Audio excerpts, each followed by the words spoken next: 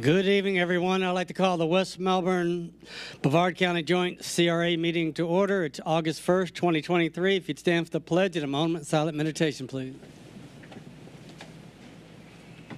I pledge allegiance to the flag of the United States of America and to the republic for which it stands, one nation, under God, indivisible, with liberty and justice for all.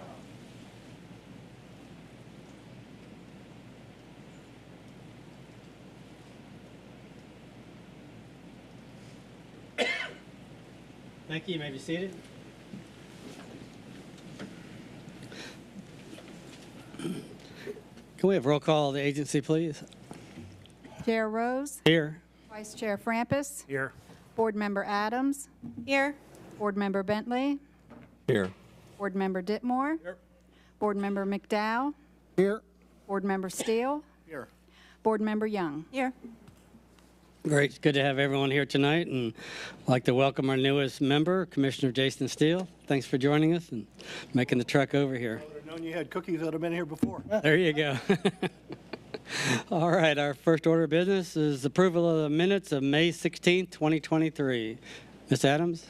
I make a motion for approval. Mr. Bentley? Second. Thank you. Any discussion? All those in favor, signify by saying aye. Aye. Oppose? Motion carries 8-0. Item number 5, joint West Melbourne, Brevard County CRA agency budget. Good evening, Mayor, Deputy Mayor, and members of the council. So in our May CRA meeting, I guess let me back up. First and foremost, thank you. We normally have this meeting the second meeting in August, and we did move it up to the first meeting in August this year in order to be able to address a request from the county staff relative to one of the CRA items for the Ellis Road project. And so I thank everyone for adjusting their schedules to be able to make the meeting this evening. And before you is the CRA budget discussed at our May council meeting and then put together. I have Finance Director Candace Blake here that can go over any of the details, but obviously the item of note and the item that we did change from between the May meeting and tonight's meeting was a request from the county staff relative to the Ellis Road project. As many of you are aware, we are applying for INFRA grant, $50 million INFRA grant with the federal government for the Ellis Road project to sew up the additional money needed in order to do that project. They did reach out to the City of Melbourne and the City of West Melbourne and request that the councils authorized a pledge of money for the project, both in order to meet the funding gap, but more importantly, to show a joint effort in the federal grant application and show that multi-agencies are participating in the funding. As you're aware, FDOT, TPO, county, Melbourne, and West Melbourne, if this item is agreeable to the council or to the CRA board this evening, all of those agencies would be contributing to the project, which they feel would help score some points in the ultra competitive federal infrastructure grant program. So I'm happy to talk a little bit about the $500,000 that they've requested. We are looking to take that out of the Ellis designation that we had previous in the past. Again, as I'd mentioned, the city of, deep into your packet, the county's put $6.4 million towards the project. Melbourne has pledged $1.1 million. Space Coast TPO has contributed $6.8 million. FDOT has $19 million. And so we're looking to pledge at this point in time. We're requesting that the CRA board consider a pledge of $500,000 that we would use of the CRA money. We would not be sending a check to the county. This money would be pledged, and when the project moves forward, then we would be contributing this dollar amount to the program. So with that, I am happy to open it up to any questions or comments, or if there's any questions about the budget.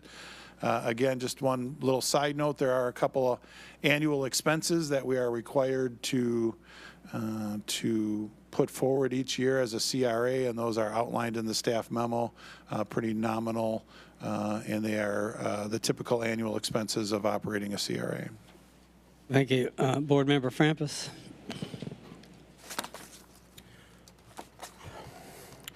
Where'd the recommendation come from, Mr. Manager, for the $500,000? So the county had reached out and was somewhere in the neighborhood of 2.2 to 2.5 million short, and looking for us in West Melbourne and Melbourne to split that difference. Melbourne ultimately contributed 1.1, and based on the money that we have sitting on hand, I felt $500,000 was an appropriate dollar amount to put towards the project. I'm kind of thinking that the cost benefit, it seems like Melbourne should be contributing a significant amount more than us. And I don't know that it just seems like we're putting a lot more into it than they are. You know, for what they're getting out of it, they're getting all.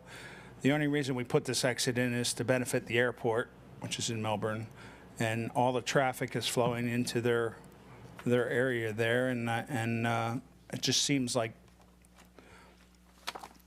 I don't know. I think they should be putting a lot more in than we are, and I don't know that that's the case. I don't know that I'm comfortable with the $500,000 amount. Thank you. Thank you. Ms. Adams? Thank you. Mr. Rhodey, if we pledge any amount, 500,000 or a different amount, that money will be held for whenever this project moves forward. So if the project does not move forward with the current request and it gets shelved and we're told apply the following year or the year after that, this money would then be pledged until that road is finished, correct? Correct. This money will be retained by the City of West Melbourne in our CRA account until the project actually happens.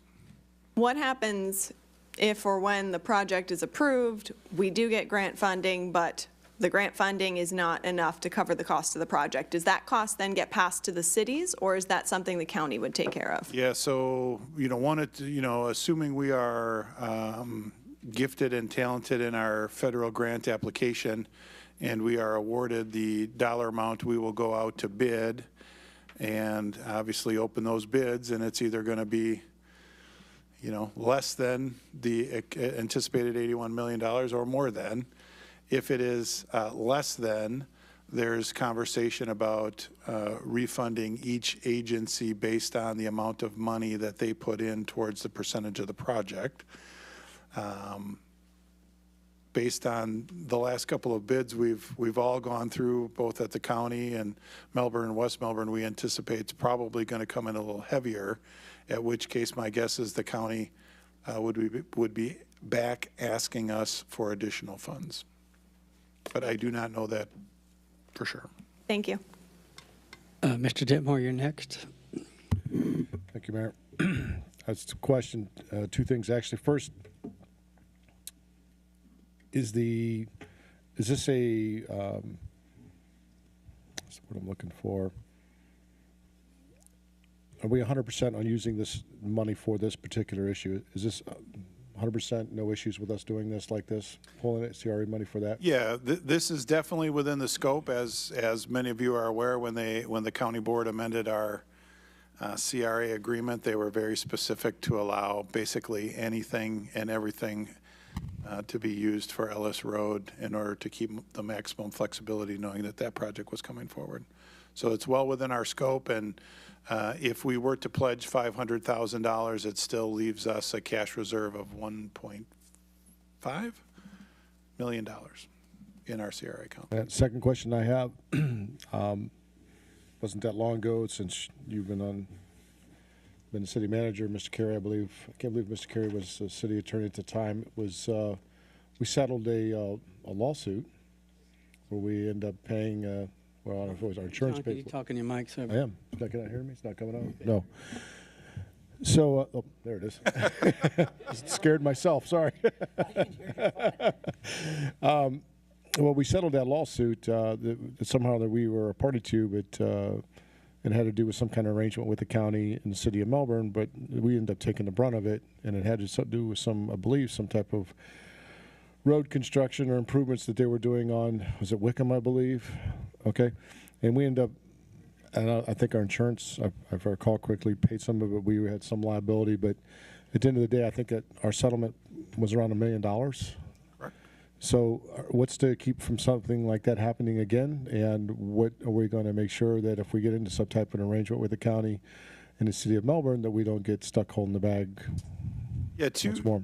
I think two things. One, our very talented city attorney, Mr. Carey, I'm sure has witnessed what happened with that past issue and would not allow the contract to be crafted the same way as it was. So we have that advantage of, burn us once, shame on us, burn us twice, shame on them. I said that backwards. But most importantly, this project is actually extremely unique in the fact that the DOT is going to run this project. Okay. And that is something that the DOT has many more and many larger hammers than the county or the city did when we dealt with the Wickham project. And so that is a really unique aspect of this. In fact, it's so unique. It's caused many meetings and many conversations because it's not typical for the county, for the city to essentially turn over the project site to the county. The county's turning it over to the FDOT, and FDOT is then running the project. So it's a very unique set of circumstances. One follow-up question. Was it the intent, you think, of the county to expand our CRA, knowing this was coming down? You sort of had a little bit of a, or If you read the agreement, yes, that would be their full intent. was to do that to make sure we could contribute. I understand. Thank you. Thank you. Our TPO representative, Ms. Young. Oh, thank you. Thank you very, very much. So I had the same question as you did, Mr. Frampus. Obviously, the city of Melbourne, although we will derive some benefit of it, and 60% of the road is in West Melbourne, the traffic is going through to the airport most likely, so I kind of felt the same way. So for my homework, I have found that the city of Melbourne is in for $1.1 million. So they are putting in far more than what we're doing. The Brevard County, 6.4, Space Coast TPO, 6,869,000, and FDOT 19,286,000 and change. So I just wanted to bring that out there. On page CRA 5.2, they're asking for the city and the county will each put in $328,100. Is that what I'm taking that to be, plus the $500,000? That's correct? Yep. No, that 328 is included in the 500,000? 328 is our new money generated by the CRA district. Okay, all right, fine. And of the Ellis Road, is 100% of Ellis Road in our CRA or just a portion? I know Christy Fisher has told us this before. Yeah, the 100% of Ellis is in it. I'm not quite sure of the intersection of John Rhodes. Yeah, the intersection of John Rhodes and Ellis isn't, but then everything heading east would be in. Okay, all right. So are we ready for a motion yet? Sure. All right, I'll make the motion that we opt in for the $500,000 contribution for the building of the Ellis Road. I don't see a formal way you want me to phrase that up here. We have that put into the budget, so the action would be adopting resolution Okay. 2023-02, approving the joint CRA budget, and it's located in the budget as a 500. No, I have it now, thank you. Okay. Second, Rose. Got it, thank you. Okay. We have a motion and a second. Mr. McDowell? Thank you, Chair. I know we have a motion on the table for the 500K, and I'm going to kind of build off of that because I'm quickly putting these numbers together again here. Is the 500,000 is based on our percentage of everybody else's putting something in? No, the 500,000 number comes with a number that I feel is comfortable the CRA can support.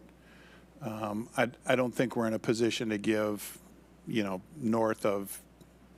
much more than north of 500,000 without starting to get into money that we're, part of our CRA funds obviously are to do improvements to those projects. That's what we had been holding on to the money for, is if and when Ellis gets done and other development in the area, being able to use those funds to improve infrastructure to foster, bigger and better development. If I could follow up on that, because I do feel that this question is out there, and I know we have a motion in a second, but this question of where our numbers are based on X, but everyone else's numbers are based on what? So when I look at it, if we're looking at percentages, we're talking about our percent is 1% of the shortfall, emphasizing shortfall. That, because we were at that meeting as well, and they had to own that we've got a $50 million bogey here. In that, Melbourne is going to do, what, twice as much as we're doing? 2%? They're doing 1.1. About 2%. 2%. FDOT's going to do 40%, right? And then the Brevard's going to do, the county, 12% roughly. And then there was another one in there that Ms. Young said TPO is $6 million or in change. So that'll be another roughly 12 points. It's just, it feels arbitrary. That's all I'll say, is it feels arbitrary. And I know that we did it based on what the maximum of what we can afford to give. But everybody else, is that the same mindset? Because I think there might be deeper pockets in some of these. That's all I'll say. Thank you. I'll just make a comment that this road, Ellis Road, is the #1 project for the whole county, not just West Melbourne or whatever.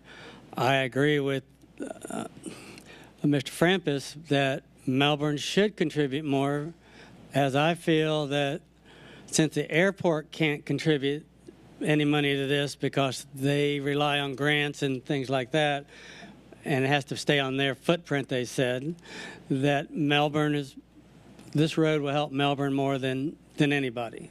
And so I think they ought to pay more. But we can't control what Melbourne does or anybody else. Yes, 500 I think is an arbitrary number, and I think it's a very strong number for West Melbourne, and that we're also contributing money towards drainage projects and things like that. So I think we're really stepping up to the plate, and yeah. And this is a long shot whether we're going to get this grant or not. So the TPO and the organizations are really begging for this money because it's going to be a big match if we get this money. And there's a lot of other communities that are looking for it, and costs are getting more and more expensive. So, Mr. Bentley? Thank you, Mayor. Well, if we look at this project, I guess the planning's done, PD&E's done, design's done. It looks like they're making good progress on the right-of-way, and it looks like they've got the money to do that. So we're looking at funding, I guess, for just the build of the street. Right.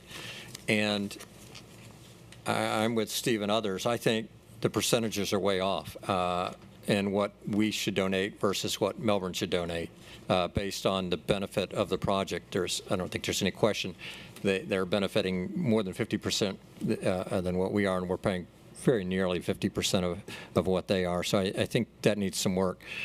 However, and also I want to make another comment before I go on. The legal issue I'm still not comfortable with. I want to better understand how we got into trouble last time and how this contract's going to be different than that. I get what you're saying, that the state's going to run this, and therefore, yeah, well, I've never seen us get in trouble before like that. So with the county, and kind of, I felt we got last man out of the gate. We got the real short end of that stick, and so I'm looking at some gift of $500K if that happens to be the number, and then we have nothing to do with it, because I just don't want us out there at risk at all. We ended up paying $1 million on something that was nothing to do with our fault last time, just because of the way the contract was written. So, and the way that I think the county shorted us there, but that's over and past. So. I might be willing to go along, probably would, because I do want us to get the contract. So I'd probably be willing to go along with the 500K right now. But when they come back and have additional needs, I don't think I would favorably support that unless Melbourne really substantially does something much more than 50% more than us. So I don't want to prevent the project from going on because I think it's overall great for all of us. But when they come back asking for more money, because it looks like they're still going to be short, I think I'll stand up tougher then on putting in more money unless Melbourne really goes out of their way to do something. Thank you, Mayor. Thank you. Ms. Adams? I wanted to, more so thinking back to that meeting where most of us were in attendance, where Ellis Road was the topic of discussion, something to keep in mind as we're looking at the budget, the way it stands right now for the CRA, is that this grant request, this project, has a very short window of time. So I understand the concern of, our percentage compared to other cities, Melbourne specifically, but where the money is coming from, we heard the representatives at that meeting state very clearly if we don't have community buy-in, and that comes from partners at the chamber, that comes from cities, if we're not willing to say we support this project as an entire community, I don't believe we have a shot at this project. Because we went through the numbers, the number of projects and cities lining up, counties lining up for project requests to compete for the same amount of money is pretty high. So knowing that, I feel like we've got to contribute something. I'm comfortable with the fact that we're contributing less than Melbourne. I do agree. I don't think this is going to be the last time we're asked for money. And I think if you're telling us now that you're comfortable with $500,000 from the CRA budget, when are we expecting a second request? Would that request come within the year, and then that would be a budget, finagling? Would that be a 2 or 3 years out, and they would like additional money? Yeah, I think if we won't know about the grant for 8 months. If they're successful with the grant, then they will finish up design and go out to bid. And so we'd be looking somewhere around this time next year. And are we expecting the CRA income to be about the same? Yeah, the CRA income's been pretty consistent. It's grown a little bit, but it's been pretty consistent last 5 years. Okay, because I would not be comfortable using the entirety of a CRA budget for something like the Ellis project. I think we do need to contribute, but not the entirety. Thank you. Thank you. Mr. Steele, you're up next. Yes, thank you very much. I don't know where the percentages came from. I really don't. I wasn't involved with the Ellis Road project. And to determine the percentages of the city, obviously it makes some sense that the city of Melbourne should be doing more. They're not. That's just the way it is. But the community buy-in situation is earth-shatteringly important. Now, I'm a former state representative. I served on the Enterprise Florida Board, served on the Space Florida Board, and I can tell you that once the FDOT gets involved, then this becomes a major project for the state of Florida. It is going to happen one way or the other. So what's happening right now, in my opinion, is I don't know whether we're going to get the grant or whether we're not going to get the grant. It depends on how many letters we get sent in. It depends on how much lobbying we do. But I can assure you that at some point in time, Ellis Road will be the one of the number one situations for the state, period. Too much for us to go by the wayside. So it's a major problem. We all have to step up to the plate. We all have to give whatever we can give and go from there. I have talked to the county manager about this, and he said, look, we've done a lot. We've done more than we can do, and we're getting a little nervous about it also. So I think everybody's a little walking around on eggshells, but I think the mayor and I and the county manager or the city manager were at a meeting the other day where we had the top brass of just about everybody there, and that tells me one thing. This is a major project for the state of Florida, not just Brevard County. So I think that we should just move forward. I'm obviously not going to be involved in your conversation about your $500,000, but I think that's very well put if you do that. All right.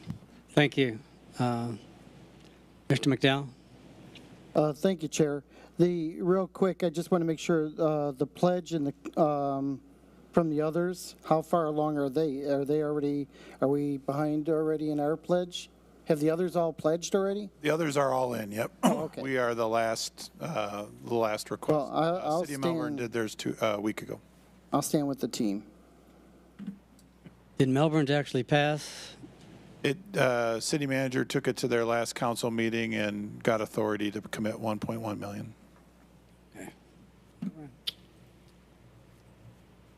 Yeah, 'cause I thought she said at that meeting that she was going to talk to her people. Okay. She did, and she got the commitment from the council for 1.1. Good. All right. We have a motion, a second, to allocate $500,000 to Ellis Road construction, and hopefully that our city attorney will write this, that if it doesn't move forward, that money will be retained and all the safety that we can put behind that. The motion was to approve the budget, wasn't it? Yeah. Prove it in the budget, yes. All those in favor, signify by saying aye. Aye. Aye. Oppose? Nay. Motion passes 7-1 with Mr. Frampus voting nay. And this is the time for public comment. Does anybody in the public wish to address city council? This board on the CRA. Our meeting will start in a few minutes, but this is the CRA. Okay. Seeing none, we'll close the public comments. We will adjourn this meeting and reconvene the city council meeting in about 5 minutes.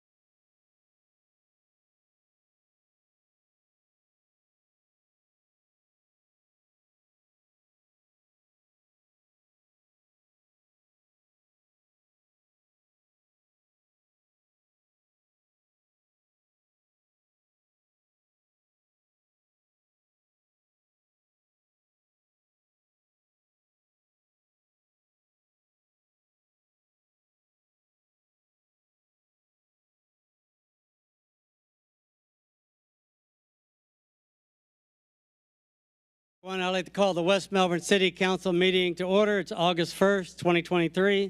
If you'd stand for the pledge and a moment of silent meditation, please. I pledge allegiance to the flag of the United States of America and to the republic for which it stands, one nation, under God, indivisible, with liberty and justice for all.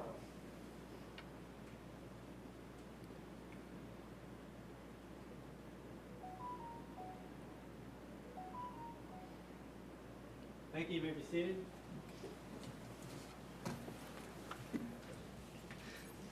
We have roll call. City Council, please. Mayor Rose, Here. Deputy Mayor Frampus, Here. Councilmember Bentley, Here. Councilmember Young, Councilmember Ditmore, Councilmember McDowell, Here. Councilmember Adams. Here. Great. It's good to have everyone here tonight. I'd like to welcome and thank everyone for attending this August 1st, 2023 meeting of the West Melbourne City Council. Members of the public are welcome to speak on any topic, whether it's on tonight's agenda or anything important to you. Each person who wishes to speak should fill out a speaker card located by the front door and submit it ahead of time to the city clerk. After you've been recognized to speak, please use the microphone at the podium and clearly state your name and address for the record. Please address all your comments through this chair. We allocate 3 minutes for the speakers. Okay, our first order of business is City Manager Tim Rohde will introduce a couple of new employees. Is this on? There we go. Mayor, Deputy Mayor, members of the council, it is my great honor to introduce Danny Ferry, our new building official. We did a national search and stole him from Brevard County, so it worked out really well. We went high and low, and ultimately we're really lucky. You know, Danny's got a wealth of experience. He was our interim building official while he dabbled in the evil private side of building inspection for a little bit, and we were able to lure him into the good side and bring him over here to West Melbourne. And so with that, I introduce our new building official, Danny Ferry.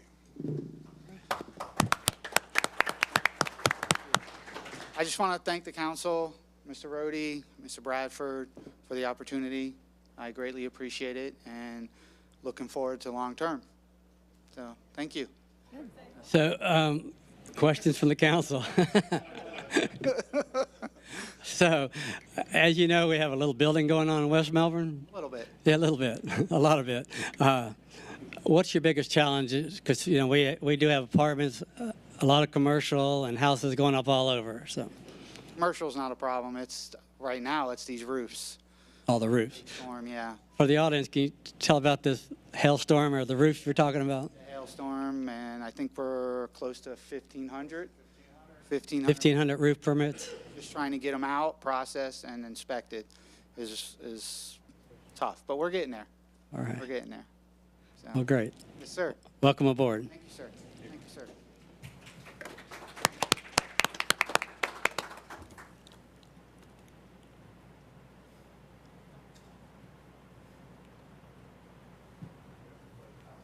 And now your official job is now you get to introduce your new employee. I'd like to introduce Travis, a returning employee. Yeah, He's been here, I believe, 7 years prior. yeah. So there you go, Travis. I was going to say what Danny said, but he stole my lines. Happy to be here. Welcome back. And your title is? Inspector 3. It's Inspector 3. Okay, excellent. All right. So what's Inspector 3 versus 1? One's a singular license, and it goes up with more licenses. Okay. All right. Well, great. Welcome aboard. Thank you. Danny gets 2 pictures today. I'm glad I'm not up there. Yeah. All right. Thank you all. You can watch the rest of this on westmelbourne.org. Yeah. Okay, that brings us to our public hearings for tonight. Planning Director Christy Fisher will load that up and talk about our annexation property. Give me 1 minute, please. Here we go.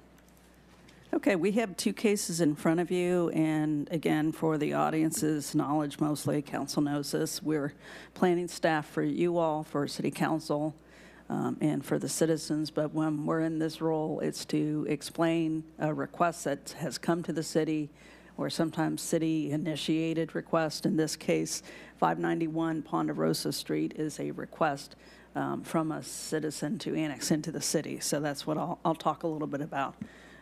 It's agenda item 5A in your staff reports if you wanted to follow along. And on this slide, what we show to you all is that, you know, the aerial and the rectangle that shows the property, you can see a little bit of the rooftop, and then some of that bluish sort of shading is the existing city limits. There is the property owner, PJAM LLC. I just talked to the gentleman, he's in the audience. If you had questions, the property is actually part of a subdivision, and it's 0.60 acres because it's two lots together.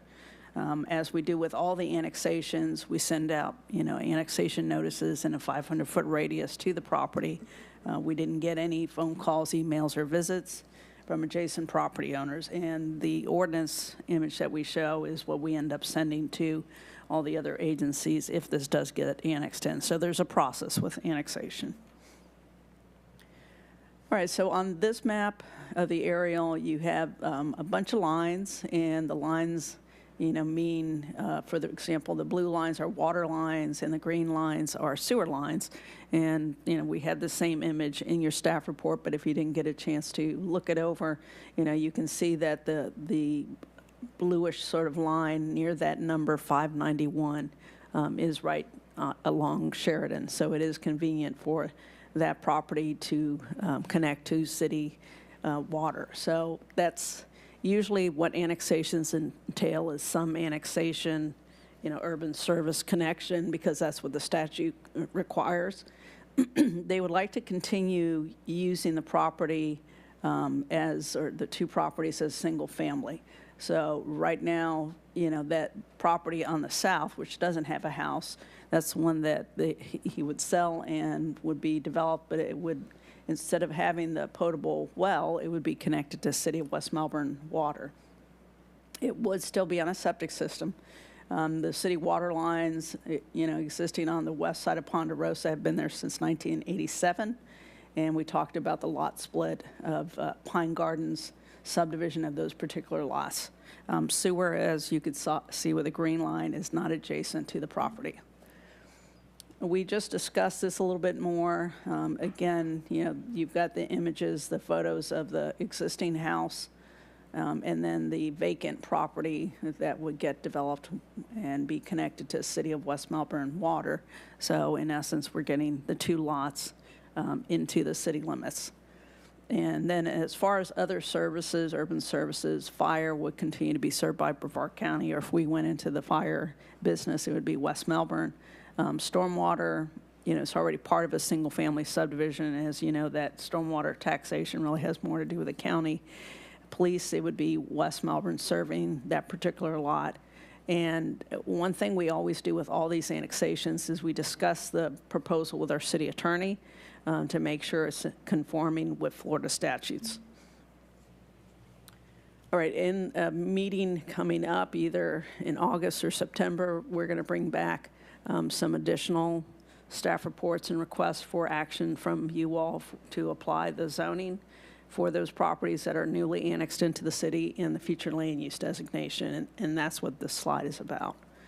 So in conclusion, staff's recommendation is for City Council, if you so desire, to approve the first reading of ordinance number 2023-15, annexing the properties located at 591 Ponderosa Street.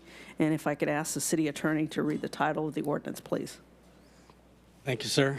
Thank you, Mr. Mayor. This is ordinance number 2023-15, an ordinance of the City of West Melbourne, Brevard County, Florida, annexing by voluntary petition parcels of land approximately 0.60 acres located at 591 Ponderosa Street, and as more fully described herein, finding that the area being annexed is reasonably compact and contiguous to the city, that the annexation of the property does not create an enclave, and that the annexation of the property otherwise complies with the Florida law. amending the corporate boundaries of the city to provide for the incorporation of the real property described herein, providing for filing of the Brevard County or revised city boundaries with the Department of State, providing for repeal of prior inconsistent ordinances and resolutions, providing for severability, and providing an effective date. Thank you. You have a question? Did you have a question? I'm sorry. I do. I have a question. Yeah. Mr. Bentley's first. And then, okay. Mr. Bentley, you're up first. Thank you, Mayor. I'd make a motion that we approve the first reading of ordinance number 2023-15. Oh, yeah. I'm sorry. Yeah. But I had a question Yeah. for Christie. Okay. I'm sorry. We haven't done the public forum yet. Hold that thought. So he had a question before we do the public forum. Go ahead. Christie, part of annexing in the cities, one of the city's requirements is that they have to connect to the services that are there. Why are we not having Lot 1 connect to the water as well? It's already connected? Oh, I thought you Could I said it have was the on. I applicant- thought you said it was on well. Not, Connected. yeah, it's connected. Could I have you come to the mic, please, and identify yourself? Okay, I didn't think it was. Yeah, you're right. We're going to have to make that slide a little bit clearer, but yes, it is. Thank you. This is a public hearing. Does anyone from the public wish to address City Council on these properties? Seeing none, I'll close the public hearing. Mr. Bentley? I'd make a second motion to approve the first reading of ordinance number 2023-15, annexing a property, but I do have a question, Mayor. Okay. Mr. Frampus? Second. Okay, we have a motion and a second. Mr. Bentley, your question? Yeah, Mr. Rhodey, I know that we got some additional money this year to do septic conversions in that area on Sheridan Road, although this is, I think, facing Ponderosa. Is this near that, and would they qualify now that they're coming to the city if we're doing that area? It is not. It's close, but it is not. And based on our last estimate of pulling in an additional 14 properties of close to 850,000, this would be actually uphill from the lift station. So this would cause some logistical issues to try to add in these standalone parcels. Thank you. Thank you, Mayor. Thank you. Mr. Ditmore, you're next. Thank you, Mayor. My question, probably mostly for Christie, but so look at the blue lines, and that's actually the water mains that are actually going through the neighborhood there. If you would, could you explain to me how this is contiguous? Because it just looks to me that unless we're looking at Sheridan Road or... Right.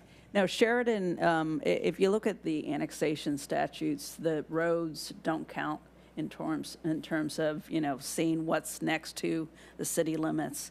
And I know with this shading, let me go to a slide that has better shading on it. You can see sort of that bluish shading on the north side of Sheridan. That's the connection, that's the contiguity with our city limits. So, like I said, in the statutes, the roads do not count. You get to annex across the street as long as the property on that other side of the street is in the city. So I got this clear. So the house, the lot south of there, which would be not the two lots together, but the lot south of there, if this wasn't annexed, they wouldn't be able to annex. That's exactly correct. Okay. Right. All right. Interesting. Okay. And this is for just a comment I want to make for the council in general, as far as when we see this hodgepodge or kind of skipping around a little bit, bringing one in, bringing one out. It just does create a lot of confusion for first responding when we're talking about police services. The fire is obviously all the same at this particular point anyways. And trying to determine where this house is at, is it in the city or is it in the county, or did the offense take place here, take place there? To me, I just look at this and and I'll vote to support this, but it's a bad look, I think, that we're bringing in one lot. So is this a homeowners association where this is located or not? No, Pine Grove. It's not. Okay. If it were a homeowner association, would we still bring it in? One. Well, it depends on, what sort of what the declarations say and how it's treated. So I'll give you an example. We were looking at Carriage Gate, and the first thing that we did when we approached Carriage Gate was go to their HOA and talk about it, and they talked with their members. So normally we do go to the HOA, but no, there is no HOA for Pine Grove. Okay. Is there any effort being made to try to bring in the other homes? We can certainly make that effort. I know that City Council wanted sort of a annexation strategy because of some of the, when I go back to this map, the black and white map on the right-hand side of the screen, and you see those dark black lines and you see that jagged look, those were all sort of the older annexations. In this area in particular, part of the reason why it has that is because the city just came up with that annexation ordinance in 1990 that if you were going to connect to city services, you had to annex in. So remember how I said the water was there in 1987? And that's the problem with this area. And that's why this area looks so bad in terms of our city limits. But I can certainly talk to Mr. Rohde, but a great deal of it's going to be coordinating with Mr. Carey because, as you all know, there's only two ways of annexation, really. Voluntary, which is what we call this, or involuntary, that we go out and we try to annex in properties. I see your blue lines for the water lines. Does that necessarily mean those houses are tied in, or it's available to them if they annex? That it's available to them. So we have water lines running there that those people are on wells currently, or they could be... We'd have to get back to you on that, and we could do that in second reading. I could let you know which houses exactly are connected, but I don't know at this point. So, and they connected prior to us making the change where you had to connect, you had to annex into the city. That's right. That's right. Yes. So there really isn't, unless, we go in that direction of some other urban service that you asked Mr. Rohde about, there isn't really a... I wasn't around here in '87. Mary, were you here in '87? That's what you were. Born before that, yeah. But I am curious about, did the city foot the bill for this to put these water lines in, or did the community? I mean, does the city pay for all this? That I don't know. We can look into it. I was just curious if we paid for all that, and why it's there if they didn't tie into it, and if it just didn't make a whole lot of sense. So right now, if they want to tie into the line, if they don't, they have to actually agree to annex. That's right. The problem is, are they even on a pre-annexation agreement because they're not contiguous? No, I don't even think, before 1990, we didn't have pre-annexation agreements. So no one here has asked to tie into water since then? Well, that I can look into also. I'm just curious. I mean, I don't know it's... that no one has, but, since I've been here in 2007, no one has. No one is... Okay. I mean, so the whole community could be tied into water for all we know. We just don't know. Could be, but I will certainly get that answer to you. That's all very interesting. Wow. Okay. Thank you. Yes. There's an As you might know, in planning to follow the water lines, and you'll see where the city's going. As you might recall, there's a number of streets off of Sheridan that the first 5 houses are West Melbourne, the rest is county, and long as they're contiguous. So, but we did have an issue at one of those, Christy, that the water line was too small to actually do the whole street. This is just a 6-inch water line, so how is that going to be if everybody on the street wanted to participate in annexation? From what the water department told us, this should suffice. What you were talking about was a 2-inch water line, and yeah, it was a 2-inch on that particular street, and that does not have enough capacity to serve the residents and to serve a fire flow need. And that's what really sort of drives what the size of the line is fire flow, unless... Are we providing fire flow there? Is there fire hydrants there? There are fire hydrants. I'm not sure where they're at, and we can certainly map that out. The city paid to put water lines and fire hydrants in a neighborhood that's not in the city. That I don't know for a fact. Born. I don't know. Is this house going to be required to put a fire hydrant if there's not one near there? It may, from what I remember, do you have a fire hydrant on Sheridan? Yeah, there's a distance requirement, and that's part of when the gentleman sells the property and they submit their plot plan for building. They've also got to show that. They've got to show the distance to the fire hydrant that exists. And if it's more than, let's use a number, 500 feet, then they have to create one. Very good. Yep. Mr. McDowell? Thank you, Mayor.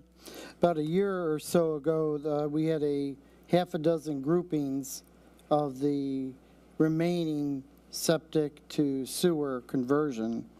And in that, I guess my question is now, this annex, does that fall into one of those remaining that have not been, that would be targeted? Or is this going to be an outlier? This would join a small list of single outliers. Okay. Thank you. And last question, Christie, the existing house, would they have to be made to their septic tank to be up to code, or they don't really look at that? Well, that would be up to the state of Florida. That's not a city of West Melbourne function. So they're going to get, let's say that their septic system fails. They wouldn't get the permit to get a new septic system from us. It would be from the Florida Division of Health. So it's up to them. And I was just talking to the property owner, asking about whether he felt that they would be able to get septic permits. They've started the process, and they believe they will be able to. All right. Thank you. All right. We have a motion and a second on the floor. All those in favor, signify by saying aye. Aye. Aye. Opposed? Motion carries 7-0. Our second annexation is on the west side of Griffith Lane. Yeah, and this one is a city-initiated annexation. This is a cleanup. And this location is, for those who remember where Falcon Ridge is as a subdivision, the city owns the lift station, and the city's lift station was there before Falcon Ridge. It's located on the west side of a street that's way at the end of Milwaukee called Griffith Lane. And it's not actually in that subdivision. It's right next to it. And again, these maps show you approximately where the location is. The city is proposing to, continue the use, obviously, and again, with these lines, with the green lines, you can see the sewer system that already flows into that lift station. And then in this case, those darker red lines kind of flowing away from that little rectangle, which is a lift station, those are the force mains. So in 2001, this lift station was constructed.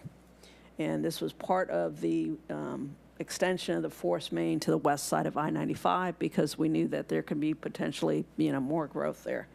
In 2005, Falcon Ridge was developed, and they did have a pre-annexation agreement. So again, pay attention to the dates. This is after 1990. So yes, absolutely, we had a pre-annexation agreement.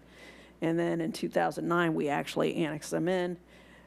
Staff, meaning planning department, I take full responsibility for that. We thought that it was part of that subdivision, but it's not. It's a separate legal description. So again, every once in a while, and I think I said this in the staff report, the geographic information system portion of the city that looks at some of this brought it to my attention this year, and I was like, yes, we probably should take care of it, make sure it's in our city limits. It makes sense. It's a city facility. So this is a photo of what the sort of the front of it looks like at the end of Griffith Lane. And again, it's a logical extension of adjacent city limits, which is one of the measures that we use. And again, in the near future, you're going to have, some more items in front of you for the zoning and future land use. And that would be institutional because it is city-owned. So with that, our recommendation is to approve the first reading of ordinance number 2023-16, annexing the city-owned lift station and property located on the west side of Griffith Lane, and I'll try to answer any questions you might have. Can we have the city attorney read the ordinance, please? Thank you, Mr. Mayor. This is ordinance number 2023-16, an ordinance of the City of West Melbourne, Brevard County, Florida, annexing by voluntary petition parcels of land approximately .06 acres located on the west side of Griffith Lane, and as more fully described herein, finding that the area being annexed is reasonably compact and contiguous to the city, that the annexation of the property does not create an enclave, and that the annexation of the property otherwise complies with Florida law, amending the corporate boundaries of the city to provide for the incorporation of the real property described herein, providing for filing of the revised city boundaries with the Department of State, providing for repeal of prior inconsistent ordinances and resolutions, providing for severability, and providing an effective date. Thank you. This is a public hearing. Does anybody from the public wish to address City Council? Seeing none, I'll close the public hearing. Deputy Mayor Frampus. Thank you, Mayor. I make a motion, we approve the first reading of ordinance 2023-16 as written. Thank you. Ms. Adams. I'll second with a question. Okay, Ms. Adams, you have the floor. Thank you, Mayor. Ms. Fisher, do we have, I know you mentioned that with the geographical information, a staff member caught that this wasn't currently in the city. Do we have someone on staff currently looking? Are there any other areas that something geographically may have been missed? Are we going to see something like this come forward again? You will. Yes, you absolutely will. Realize that, for our small staff, there is a process with each of these annexations. Unfortunately, I can't group together like 10 of them and do the same thing all at once like you would, like if you're in a store. You have to do it individually. So that's why I'm not bringing to you, I think it's another 2 or 3 that we have to bring to you. And it's little slivers of things that, for whatever reason, the county may have, like one is near Tallwood Park, another is over by Dairy Road, just little odd bits of property that are small things like this. It's not, don't think it's like going to be 10 acres. It's going to be like this 0.2 acres or point whatever, very small. But yes, that's a great question. And yes, we will continue to try to do some cleanup. Okay, sounds good. And our staff is top notch, so I appreciate them going back and looking over these things. It can be easy to miss small pieces. Yes, absolutely. Thank you. Thank you. All right, we have a motion and second on the floor. All those in favor, signify by saying aye. Aye. Aye. Opposed? Motion carries 7-0 on first reading. This brings us up to the public forum where speakers are allocated 3 minutes to address the City Council. I just want to remind City Council that, again, this is time for the audience to speak to us. We're not going to go back and forth. If there's questions, they can get together with the city management and take that further. Our first speaker tonight is Bob Griffin.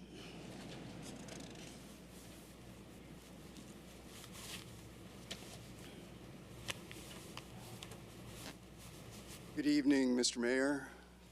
Am I talking loud enough? Last time I wasn't. Yeah. I looked at the video and it was terrible audio. So, Mr. Mayor, good evening, and to the City Council, thank you for all the support you've given the Falls of Sheridan over the years with regards to zoning issues we've had adjacent to our property.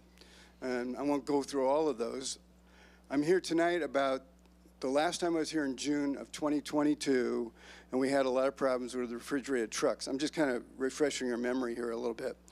So as a result of that meeting, the refrigerator trucks were removed, and life has been great. The property owner was charged with getting a site plan together. Numerous site plans were actually submitted to the Planning and Zoning Department. We now have one that they seem to be zeroing in on. July 20th, we had a meeting with BSE Consultants to go over that site plan. We had numerous questions. There were about 20 of us in the room with BSE Consultants. One of the questions they couldn't answer was, where was the development agreement? Is there going to be a development agreement modification or amendment or whatever? So I contacted the city manager, and he asked me to contact the city attorney, and the timing was off. The city attorney was on vacation, so I just met with the city attorney this morning, and that the issue of this development agreement with the meeting we had this morning with the city attorney, John Kerry, as well as Denise Curry was there too.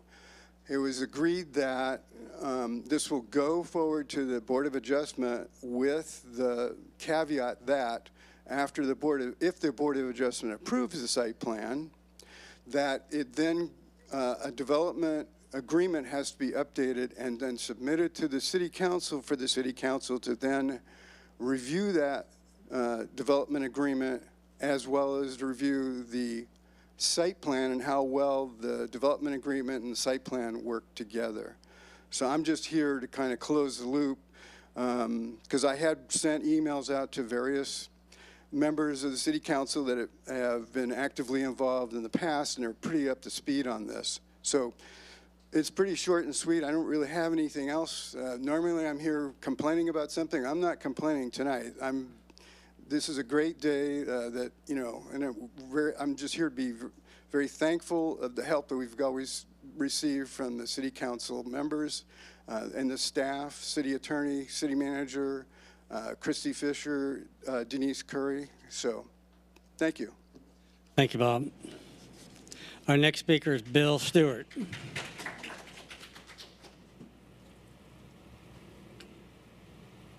Hey, good evening, City Council, Mr. Mayor, and council members. I am Bill Stewart. I am at 837 Potomac Drive in the Falls at Sheridan, and I know that the plan that's come forth the City Council is for a truck depot of sorts that has the potential to run 24 hours, 7 days a week.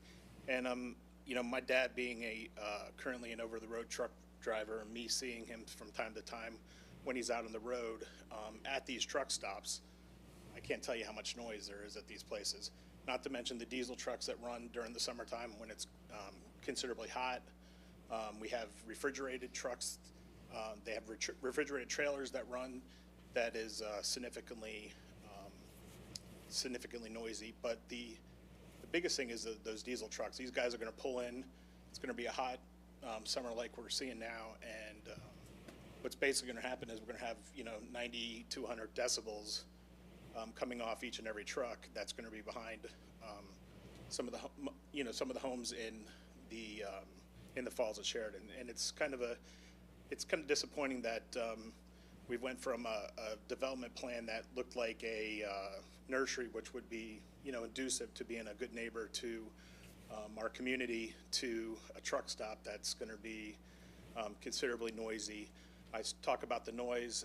Next thing I'd like to address would be the amount of diesel exhaust that our residents are going to have to endure near and far. So we're going to have the diesel trucks that are going to be running, making the engines are going to be running, making that noise, having the diesel fumes that are going to expel. We're also going to have fumes from the trailers that have refrigerant on them. So it's just going to be a very poor choice to put next to a residential neighborhood. You know, it's been quiet for some time here, and over the past couple of years, the owners of the property at 9705 have not really been good neighbors to us.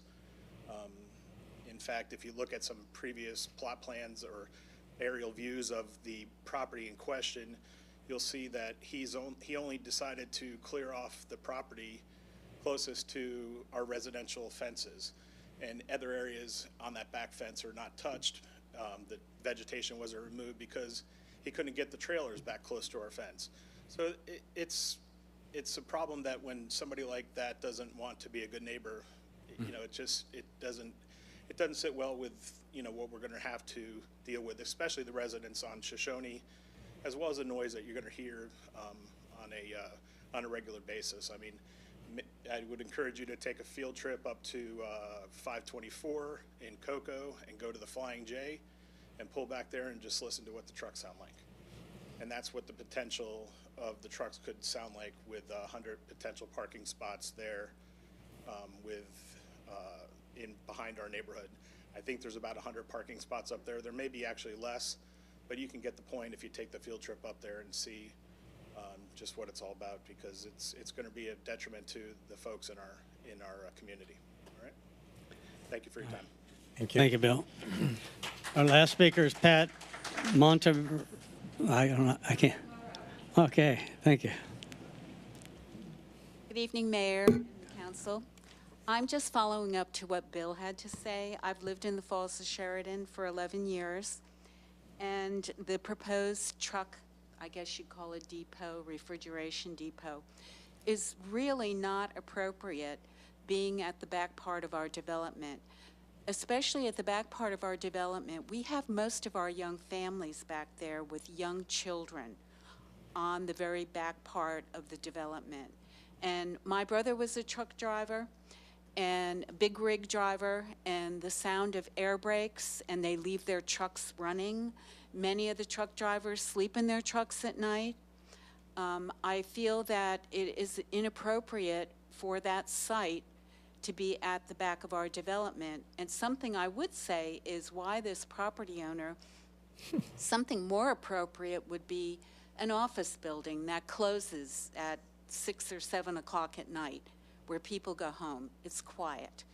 But putting an industrial trucking depot there is not appropriate. It's going to affect all the families in the back of the development, plus the sound at night will carry all the way up, probably to Sheridan Road. So that's all I have to say. Thank you, everybody. Thank you. All right. Any other? All right, that concludes the public forum for tonight. Next, we have the approval of the minutes for July 18th, 2023. For the consent agenda, Ms. Young. I'll make the motion that we approve the minutes as written. Thank you. Second, Rose. All those in favor, signify by saying aye. Aye. Opposed? Motion carries 7-0. Now we're up to the action agenda. Item 8A, pour in place surface repair replacement of the Space Coast Field of Dreams Park. Good evening, Mayor, Deputy Mayor, members of council. Good evening. Staff received direction at the June 6th council meeting to continue with repairs with our Parks Maintenance Public Works team to surfaces that needed repairs so that, to eliminate any safety hazards and the fields could be used while going out to formal RFP for getting proposals for full replacement of all the pour-in-place surfaces at the Space Coast Field of Dreams. So both the repairs that were directed have been completed, as well as the RFP. In your packet, you'll see prices for the full replacement, as well as a la carte options should you choose to do something less than full replacement. If you were to choose to do full replacement, staff would recommend selecting Bliss products in the amount of $750,468, plus a 5% contingency on top of that. So while full replacement is an option, it's not your only option. You also have a variety of other choices that you could go with. A couple of those alternatives would bring you closer to $540,000 or even $360,000, depending on whether you wanted to go with full replacement or a combination of full replacement versus some patch and repair or top coat treatment for those fields. If you were to select an alternative or a combination of full replacement and patch and repair, we would still recommend Bliss products. They were the low bid for all of the options, and they did state that they could potentially start in the next 3 weeks. We spoke with them today to get some update on that, so they could potentially start in 3 weeks. And for a full field replacement, you're looking at 2 to 3 weeks. If we were to do something fairly substantial, they would bring multiple teams on site to try to hit that with one tearing out fields while another is coming right behind them to start filling in. So with that, I'm happy to answer any questions, but we're looking for council to discuss this and provide direction for the scope of services for this project. Thank you. Mr. Ditmore? Thank you, Mayor. Thomas, I have a question. I noticed here that both the items, both bids, both 1 and 2 proposals from Bliss both carry a 3-year warranty. I just want to make sure I'm reading that right, correct? For the tear out and replacement, as well as for the new top coat, where they'd put a ½ an inch of the color on top, those are the 3-year warranty. If you do the patch and repair, that's a 1-year warranty. So I'm kind of zeroing in on option number 2. And during our walkthrough, the city manager indicated to me that, and I think both of you did, that the contractor, I would take this was Bliss, stated that the option number 2, which would be only the one section of the soccer field we wouldn't be pulling out because of the condition it was in. It was actually in satisfactory condition? Yes, sir. Actually, we had several contractors on site. As you may recall, we had received some quotes prior for some patch and repair options. None of the contractors that we had on site at the time indicated that our only option would be a full tear out and replacement, and they had offered other alternatives such as the patch and repair or the 1/2 inch top coat that goes on top. So they felt that a good portion of those surfaces were in good condition and didn't necessarily need to be fully torn out and replaced. But that's why we provided the options for council this evening. So, you see what the cost is for, each of those options. So if we just want to make clear so everyone understands, if we did a full tear out, we would be tearing out portions that were in good condition that the contractor identified did not need to be replaced. They indicated they felt that the surface was in good condition in a number of those areas, yes. And could this repair be made with a partial replacement and be safe for the public?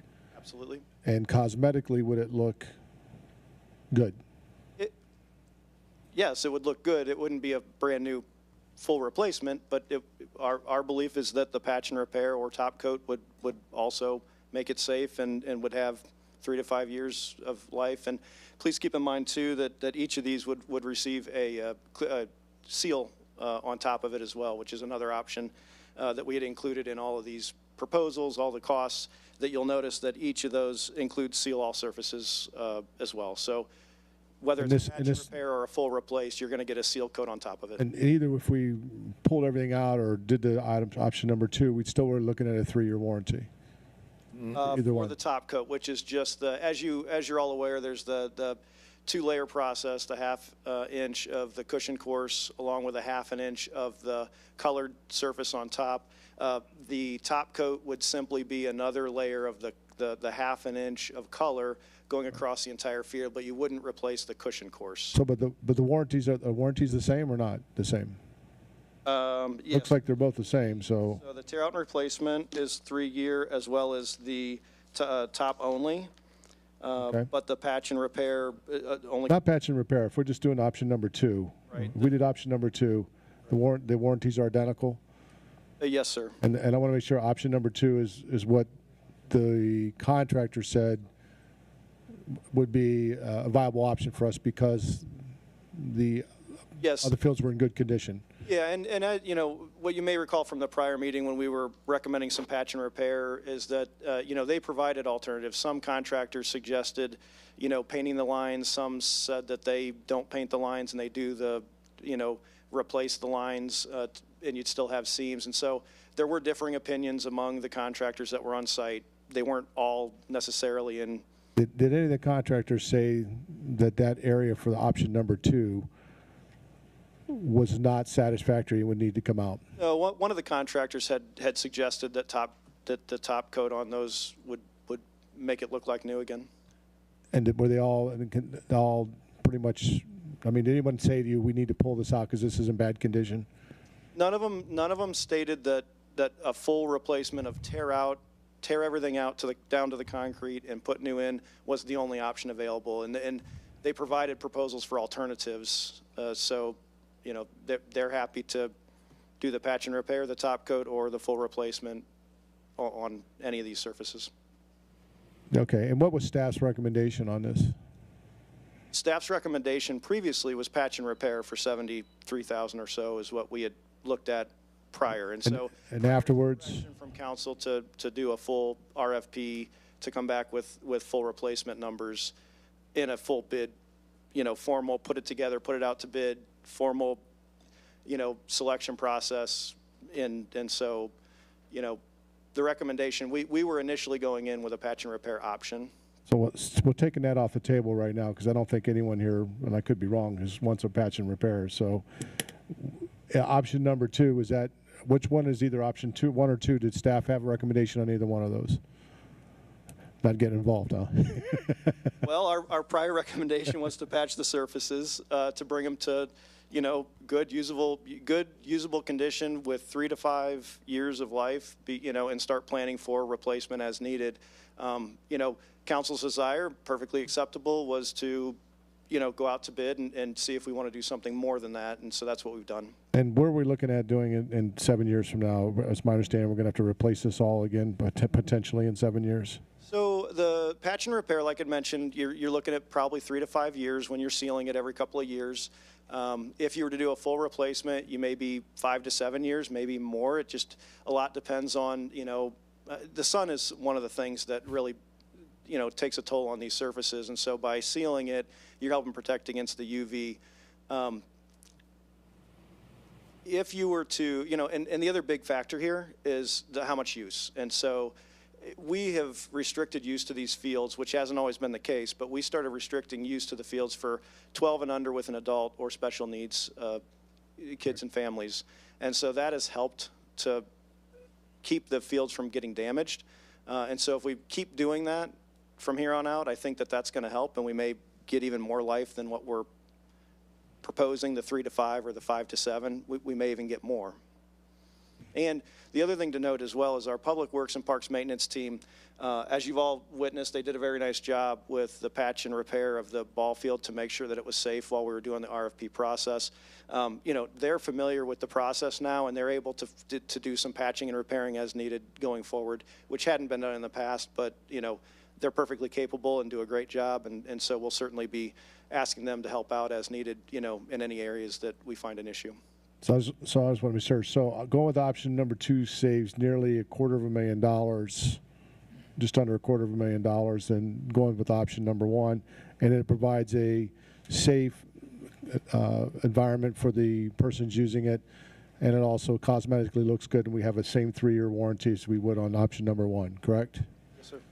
All right, with that, are we looking for a motion today for this direction? Yeah, so what we're asking for is for council to help provide direction here for us on which route they'd like to go. And then we will take that direction. We will put together another staff report for your next meeting that will bring forward the budget amendment that will be necessary to complete this work, because we don't have this kind of money budgeted this year for this work. Okay. We had, we'd increased the budget to do some patch and repair, but nothing quite to this level, and so we'll need to do a budget amendment. We didn't know which direction this was going to go this evening, so we don't have one prepared because we don't know what the cost would be. So the next step would be direction from council on which way to go with this.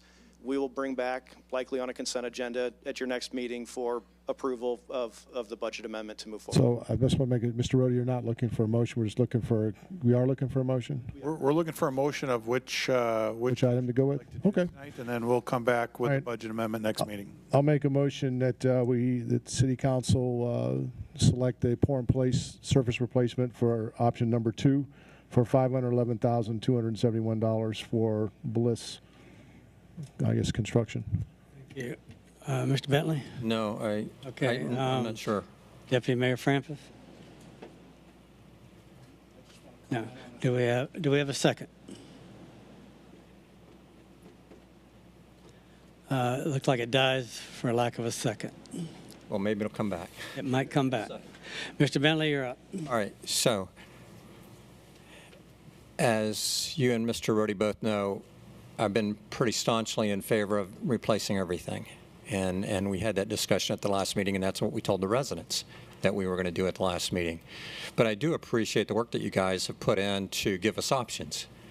And I don't think it would be wise of us not to consider options. So, we took the time, I think each one of us individually, and came out and went through the park again and went through different options. And one of the options that I think I heard Mr. Rhodey put forward, and I think maybe we can get agreement on, we'll see, is to replace all the fields, including the park, because there's a double layer there that needs to get done. Playground, I'm sorry, yeah, playground. The whole thing's a park. The whole thing's a park. So the playground, because we discussed that there and how that would make that whole. But there was some question about whether we needed to replace the soccer field, because looking at it, it was in pretty good condition. Much as I hated to say that, because I was kind of going off in favor of let's just do everything. And it looked like that we could replace them all and just repair the lines on the soccer field and then do the clear coat. And I think to the casual observer, it would look brand new. And I think it would function as brand new. And I think where we got my personal view is where we got in trouble previously is we weren't doing the required maintenance on a clear coat on these surfaces. And I don't know how long they would have lasted had we done the proper maintenance. Maybe they'd be good for 10 years. I have no idea. We won't know until we actually do it. I think the plan now is going forward to make sure we do that proper maintenance of the clear coat periodically, which will keep the sun off it, which may make it last who knows how long. So. Yes, sir, and not to interrupt, but I did just bring up the one that I believe you're referring to as one of the options we discussed, that is some replacement and some patching on the screen there. Yeah, so I'm for listening to what you guys said and took the time to put forward and replacing all the fields like we said we were, with the exception of the soccer field. And that one looks like you could just put new lines in there, and since it's a poor process, and it would be virtually brand new. And then you would have to still come back and do the clear coat on everything, including the new ones. And I think then the only thing that would have the 1-year warranty would, I think, be the soccer field, right? And everything else would have a new 3-year warranty because it's complete replacement on all the others. Is that fair? With the exception of the full court basketball. Which is used for the mini golf. I'm sorry, go ahead, Mr. Which is used for the mini golf.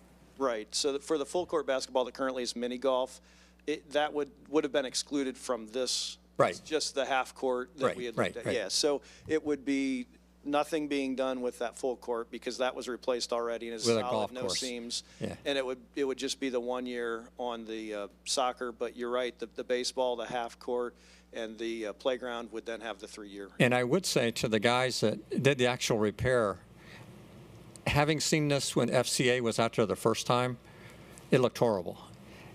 And looking at it again last week when I was out there after guys in person, not just with a video, looked at it, they did an amazing job. It really helped it a lot to do that. So They did, and I have to give them credit. Compliment them as well, and not just us, but the contractors when they came for the pre-bid meeting at the park. They saw the work that had been done, and we're trying to figure out who did it. And we pointed to our team and said, "Well, it was the city's Public Works and Parks Maintenance team that did that," and they were impressed. Yeah. So how much would that save us from the $750K if we did not completely redo only the soccer field? So on the screen there, you'll see the total cost. So this includes the baseball field full replacement and seal, the basketball practice area full replace and seal, soccer field replace all the white lines and seal, soccer practice area replace all white lines and seal, playground full replacement and seal for a total amount of $538,700. And I wasn't the same as if that's what you suggested. That's what I was.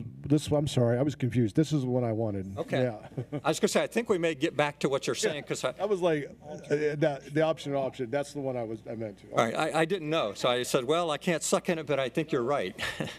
All right, so that's my motion is that we do what Mr. Rohde recommended to me out there, which was do everything brand new, with the exception of where the golf cart area is. And then with the exception of the soccer field, I would be okay with pulling the stripe area out, putting new material in there, and then clear coating it. And then your guarantee that we will always do the clear coat and regular maintenance that forever, because this won't happen again in my life. I think it'll go on for a long time. Right. Well, and as you know, for the fields that we'd be looking to replace, those are going to be painted lines. They're not going to be inlaid lines. And so we move away from the seams in that case. Yeah.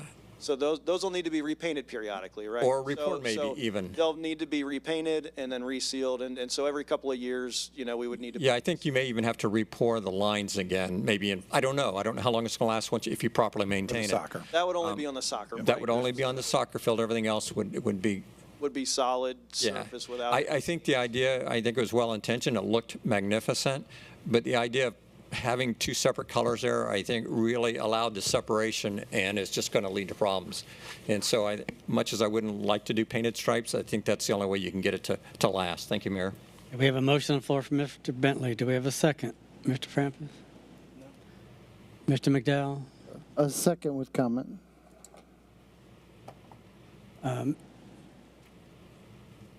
McDowell, you're up then. Okay, thank you.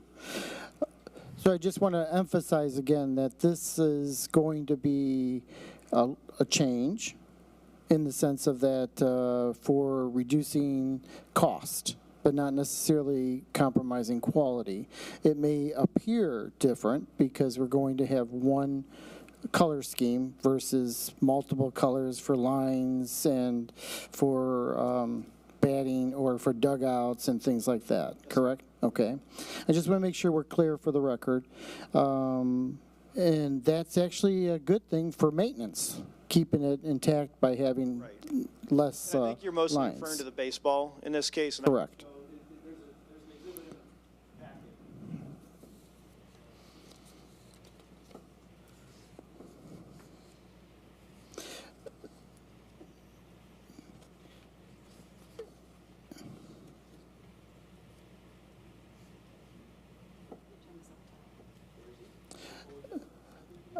I think, Mr. Bradford, what I'm getting at is that I think it's great that we're saying that and it's important, but if we could just double check, because a lot of times we assume, oh, it's not a big deal to do that, and then we find out later, oh, there's a distinct reason why there's different color schemes. So aesthetically, it didn't seem like it was going to be a big deal.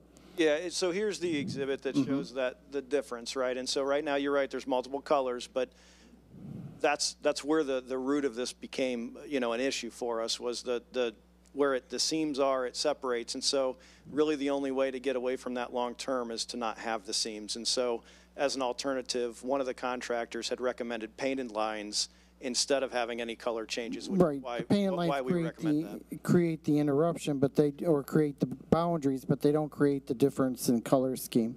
So it's not, to me, it's not a big deal, but from a need for different individuals playing out there, it could be. That's all I'm asking, is just to kind of check that box, make sure that the color scheme is not a problem. You follow where I'm going with that? Right, understood. Okay. We will. No, I already motioned. Motion's already long. All right. Deputy Mayor Frampus, you're up next. I was only saying that the motion's already what it is. I mean, they're not going to, if it goes through, they're not going to cancel the motion or cancel the project because color scheme. That was my only issue on that. Okay, I'm going to disagree with my council members here. I'll bring up the splash pad for an instance. We, a while ago, we attempted to patch the seams on the splash pad, and that turned into be a failure, and we wound up having to replace the entire surface, correct? I do not believe we ever tried patching that surface. I think as it's separated at the colors, again, same thing. The seams are where the issue lied. And so we replaced that with a solid one color. I don't know that we ever had a company. I'm pretty sure come out there to was patch some that. small patch jobs on there, and it didn't hold. I don't recall that, sir. I'm sorry. Okay.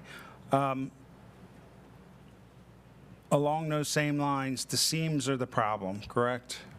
So I'm not comfortable with the seams in the soccer field. If you look at the soccer field right now, that's where all the problems are. They're splitting at the seams. If we patch the seams, we're still going to run into these problems down the road. And when we toured the park, I pointed out the deterioration in front of the benches that was on the regular surface. The You recall that? The granulars that The were there. granulars where So the I surface spoke- is breaking down and causing the granulars to come to the surface. Yeah, so what I'm not sure of where exactly the green granulars, because there was some green in that gray, and that wasn't where that would have been. So I know that our parks maintenance team used a leaf blower and blow those off, and so I'm not really sure where that green came from. It was material from the deterioration of the surface, where they're sitting there and their feet are rubbing on the surface. Right, the green happened to be over in the gray, which was a little bit odd to me, but yeah. And the patchwork is also going to be problematic to the seams problem, potentially, correct?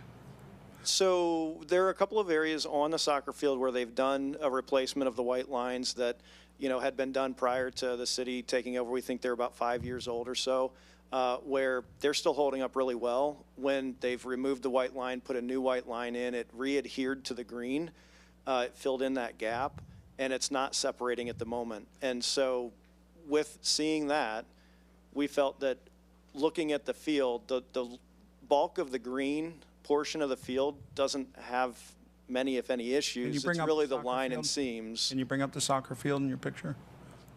Yes, sir, we can. basketball, soccer.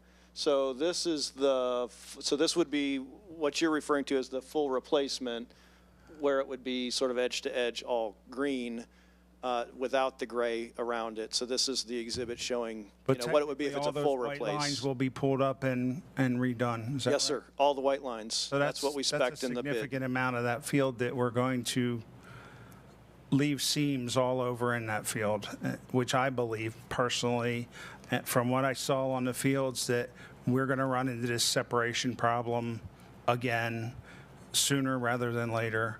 And I really, for the amount of money it's going to cost us to get everything done and fresh and get these parks back to where we want them to be, and then once we properly maintain them, now we have trained staff that can handle any problems that come up.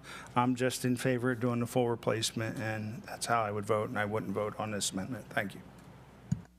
Thank you. Up next is Ms. Young. Thank you, Mayor.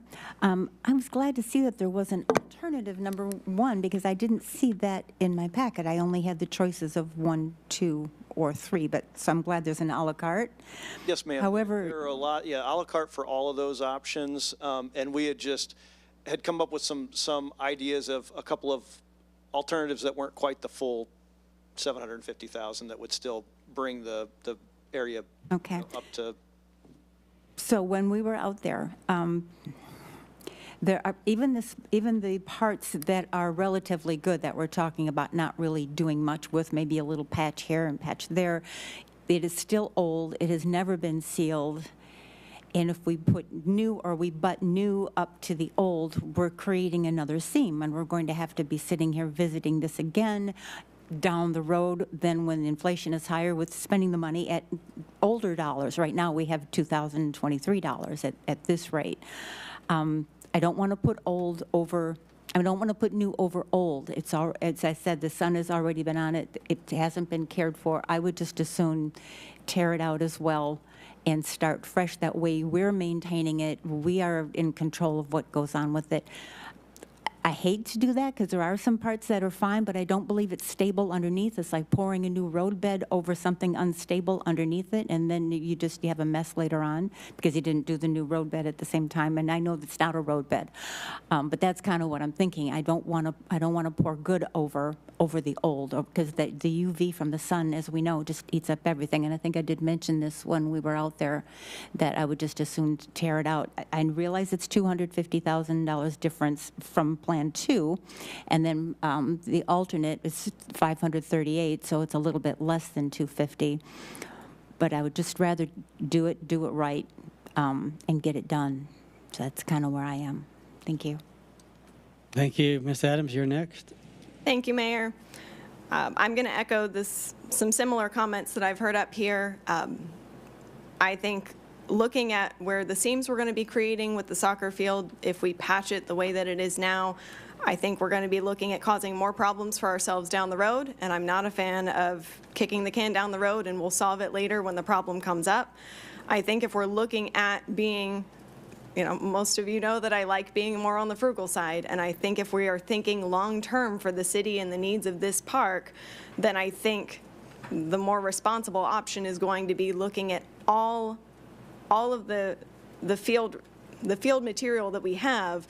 We know the wear that's already been occurring on it. Like Ms. Young said, we've already had the sun on it. It is currently not sealed. That's a concern. That was just an oversight that needs to be addressed moving forward. And I'm glad that staff has taken the time. We know that we're capable of doing the patching. We're going to be on top of the ceiling. I think those things are going to be good. But I feel like we have a commitment to the park, to the people that use that park.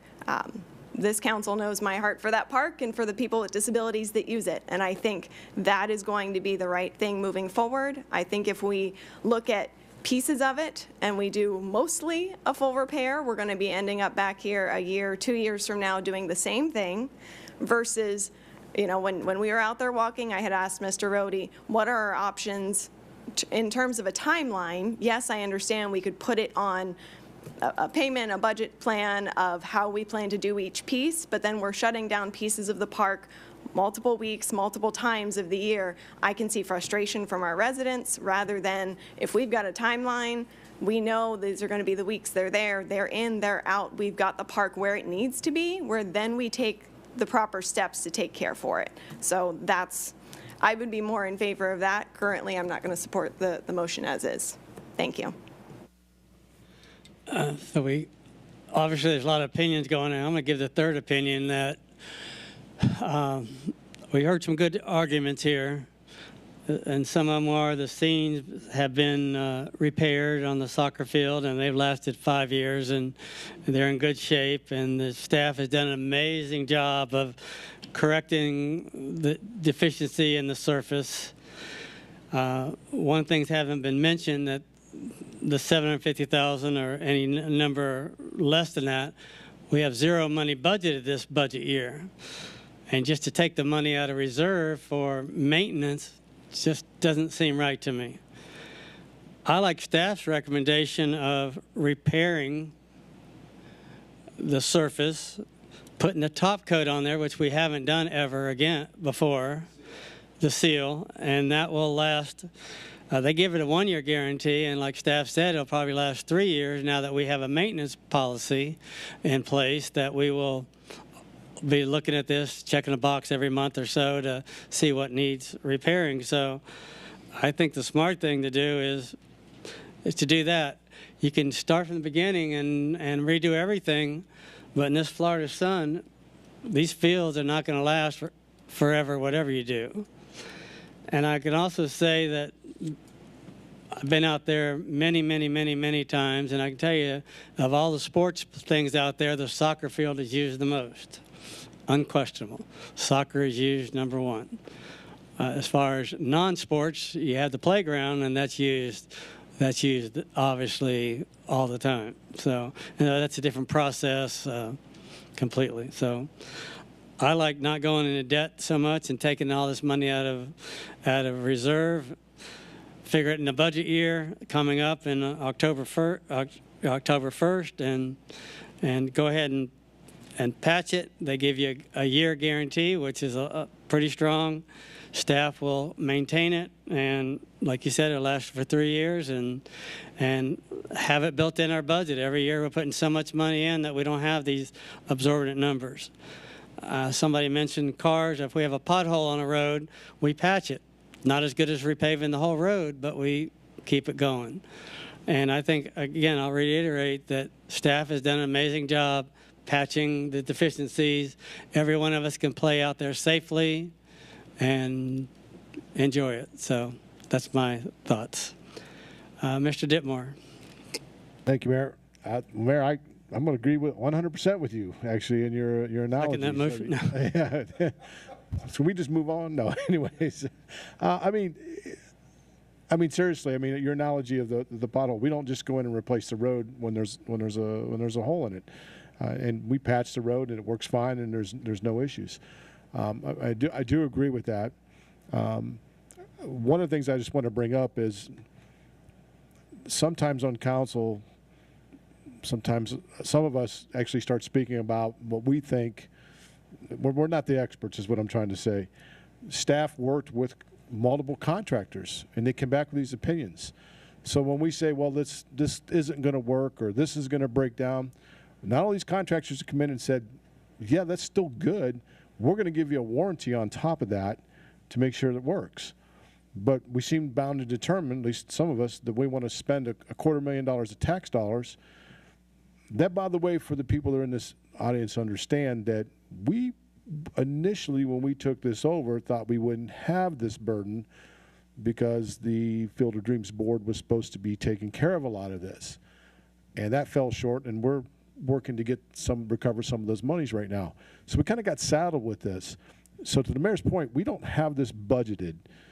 And this is not something we could fix. If someone told me, hey, we'll fix this and we don't have to worry about this for 10 or 15 years because we're going to replace and do it, and we're going to get 10, 15 years out of this, I'm on board. Spend $750,000. We ain't got to worry about it for that long. We're lucky to get 7 years out of this. That's with sealing it. So we are going to kick the can down the road no matter what we do.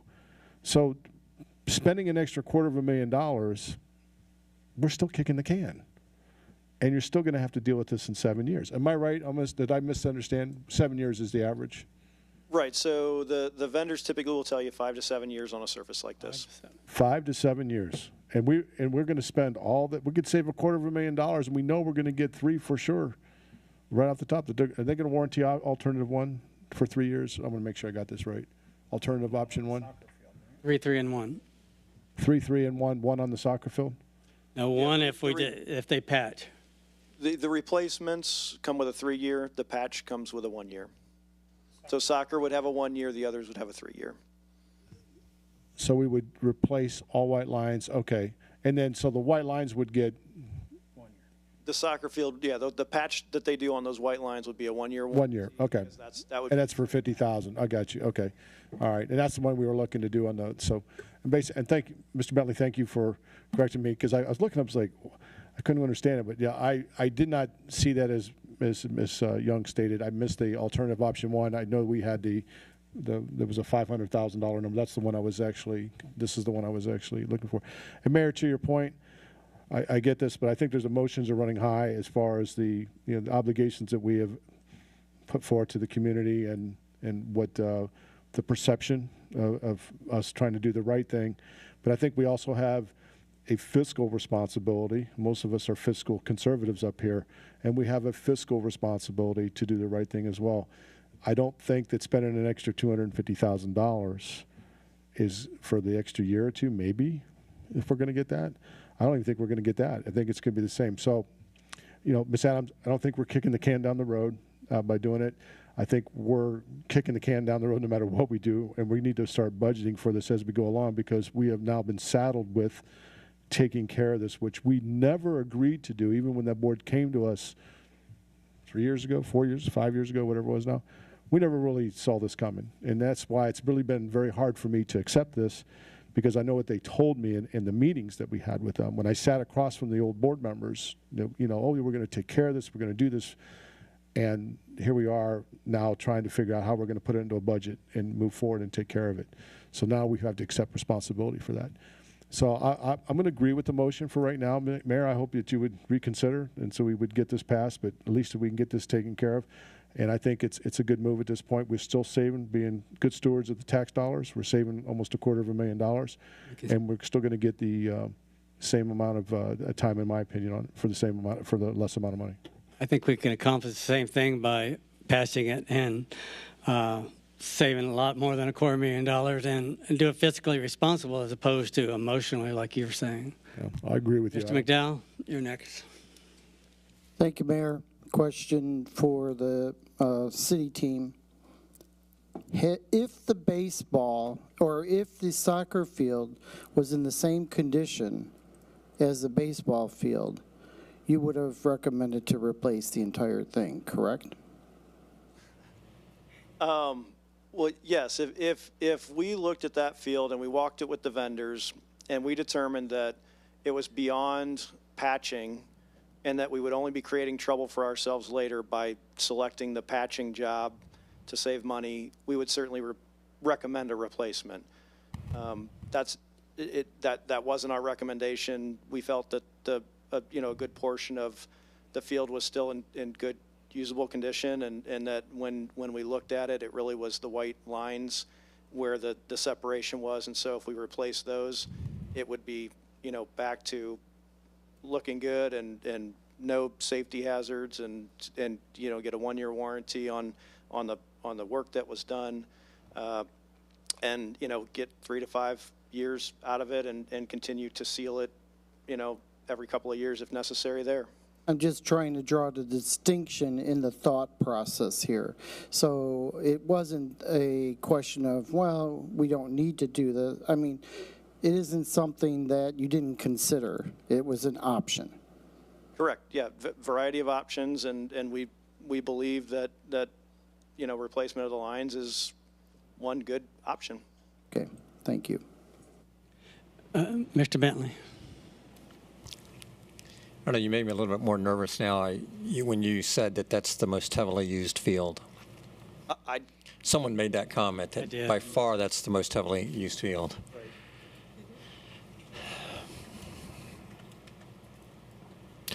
Yeah, I just don't have any experience to know with this type of surface if you know, from looking at the other surfaces, everywhere that's had the stripes has failed from what I've seen. And with what you're suggesting and what my motion is currently, that just stands to fail again, even though I agree with you that the surface itself is in outstanding shape. So I think one big difference between the baseball and the soccer is that the area that was most heavily used is the area where we saw the biggest issue on the baseball field. So where you're running from home plate to first base, everyone who's hitting the ball is running that exact same path every single time, right down that line, every time.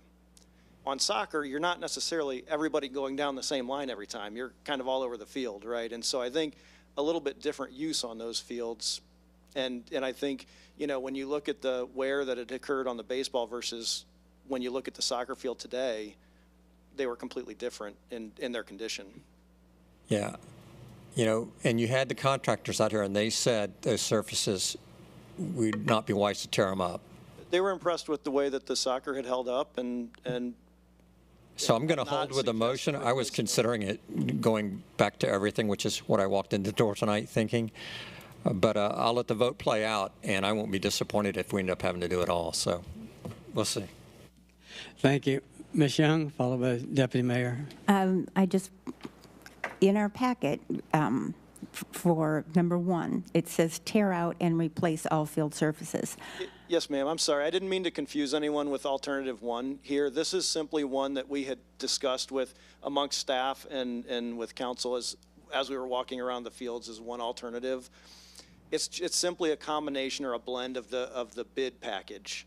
And so if council wasn't interested in doing the full 750, and again, we didn't know coming into this whether it was going to be 750, 850, $1 million, you know, we didn't know. So we wanted to make sure that a variety of options were available to present.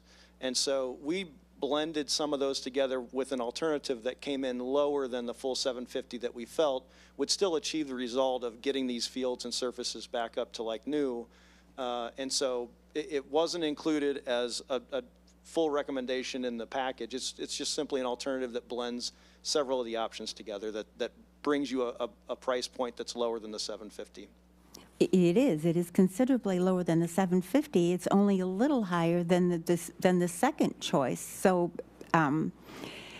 it does not specifically say on the alternative option number 1, it does not have the words tear out and replacement. It only has full replacement and seal. I hate to be a nitpicker, but I'm afraid if I'm not that specific about it, then your full replacement's only going to be to cover over the old because it doesn't say tear out and replace. Okay, yes, ma'am. And I'm sorry for the confusion on this. Well, I'm thinking the reason there's so much different disparity in the price is the labor cost to tear it out, and that's why this is That's why this is $538 because they're not going to tear it out before they replace it. That's why it's only a little bit higher than number 2. Well, no. So in the middle, the recommendation column in the middle there shows that a number of those would be full replacement. So with the one you see on your screen now, which is a blend that we just put together as a potential option, baseball field would be torn out and replaced. Basketball practice area would be torn out and replaced. The practice area, not the full court that we have the putt-putt on right now. The soccer area, we would tear out the white lines and put new white lines in.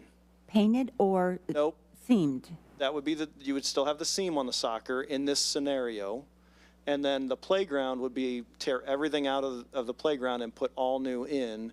And the reasoning behind that thought is that when that went in, it was installed with 2 courses, one with the cushion course, one with the thin layer on top of the rubberized mulch, whereas the manufacturer typically would recommend going full depth of a solid material, not having 2 layers.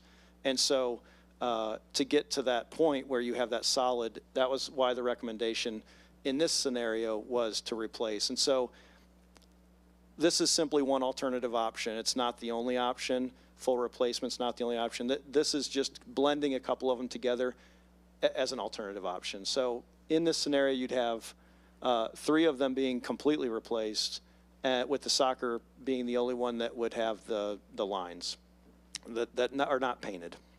So it's 4 of them being completely replaced and the soccer field not. There's 5 there. Well, they're both full, you know how there's a soccer field and then a soccer practice area? So both of those would be the lines. That would be just replacing the lines that are there. The seamed lines that we're Tear having, out and replace. the seamed lines that we're already having the trouble with. You would still have the seams on that, but when you take the white lines out and you put new, it's poured in and it'll seal to the existing green. So it will remove any of those gaps that you have today, and we would seal over top of that to, if council had interest in saving some money, we believe that's a viable option for restoring these surfaces back to a like-new condition where you have, usable and it looks nice and you save some money. But, if the desire is not to do that, then that's okay too. Well, I don't mind compromising, but I don't, you don't get 100% of what you want, but that's why I want to be clear for what I'm asking for. Because this is the motion. Alternative option number 1 is the motion, correct? Yes, that was your motion, alternative number 1. The one that's on the screen. Yes, right now. that is the motion when we have the second. And it. But it may not pass. Okay, Mr. Bentley, you're up next.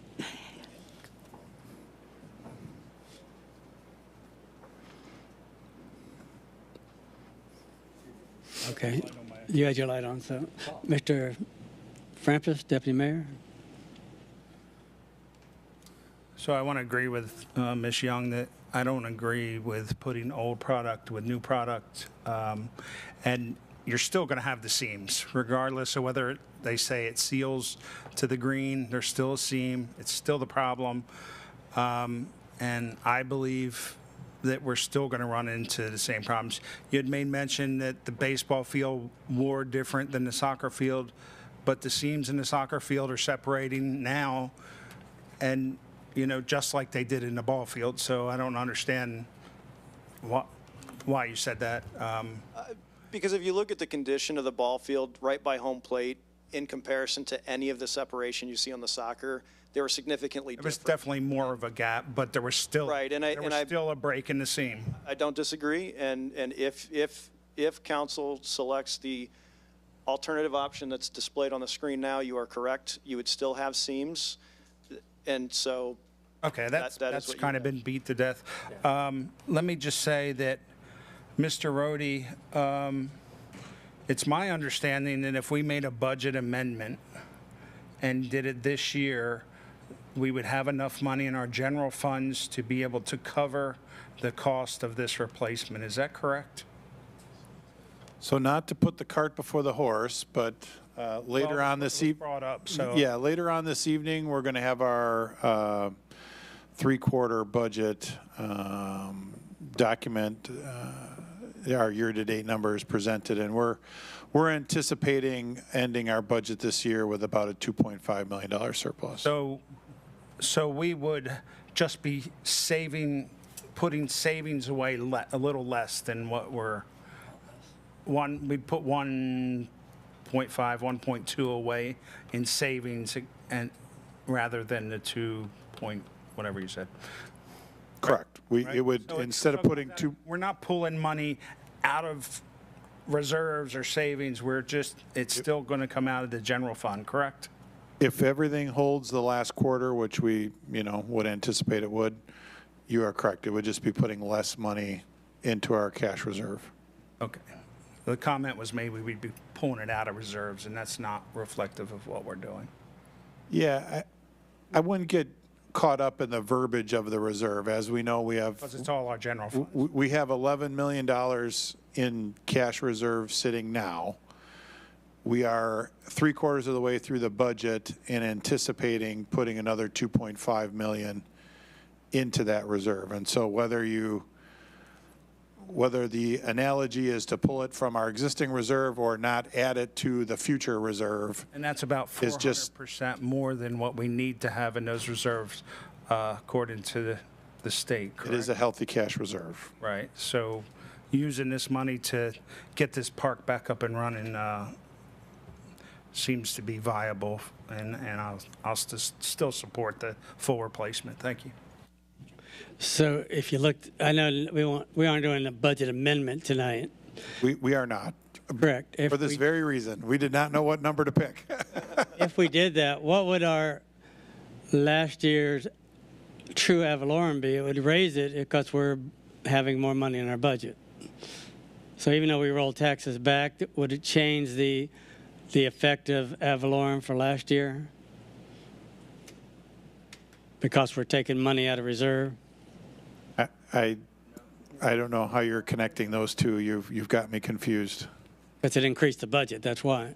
Yeah. Hi, Candace Blake, Finance Director. So it doesn't affect the ad valorem, it would just affect the general fund budget.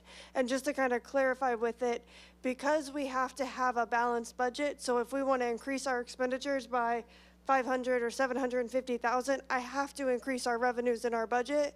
So at that point, that's where I would increase the reserve usage. So it would look like we're using reserves from last year for this year's budget, but essentially it would kind of all wash out in the end. If that makes sense. Well, it always washes out in the end because you have to have a balanced budget by law, right? So, Yes, absolutely. okay. All right. Does that clarify though? Yeah, that we're spending a lot of money. Yes, it clarified it very well. Okay, Mr. Bentley, you're up next. Thank you, Mayor. Tom, I hate to do this to you. I'm going to pull my motion because I really worry about the seams on the soccer field more than I worry about the $200,000 extra dollars that it's going to cost. And, I think I've listened to what other people have said, and I think they've got really good points. And I do appreciate what you guys did to give us options. And I took seriously what Mr. Rohde and I talked about out at the park the other day about this opportunity. And if it didn't have existing seam separation there already, I could see where you could argue that that's less of a maintenance area or traveled area and where it would work. But if we got seam separation already, let's just start new and take care of it properly. So I don't know if I can amend a motion or how do I do that?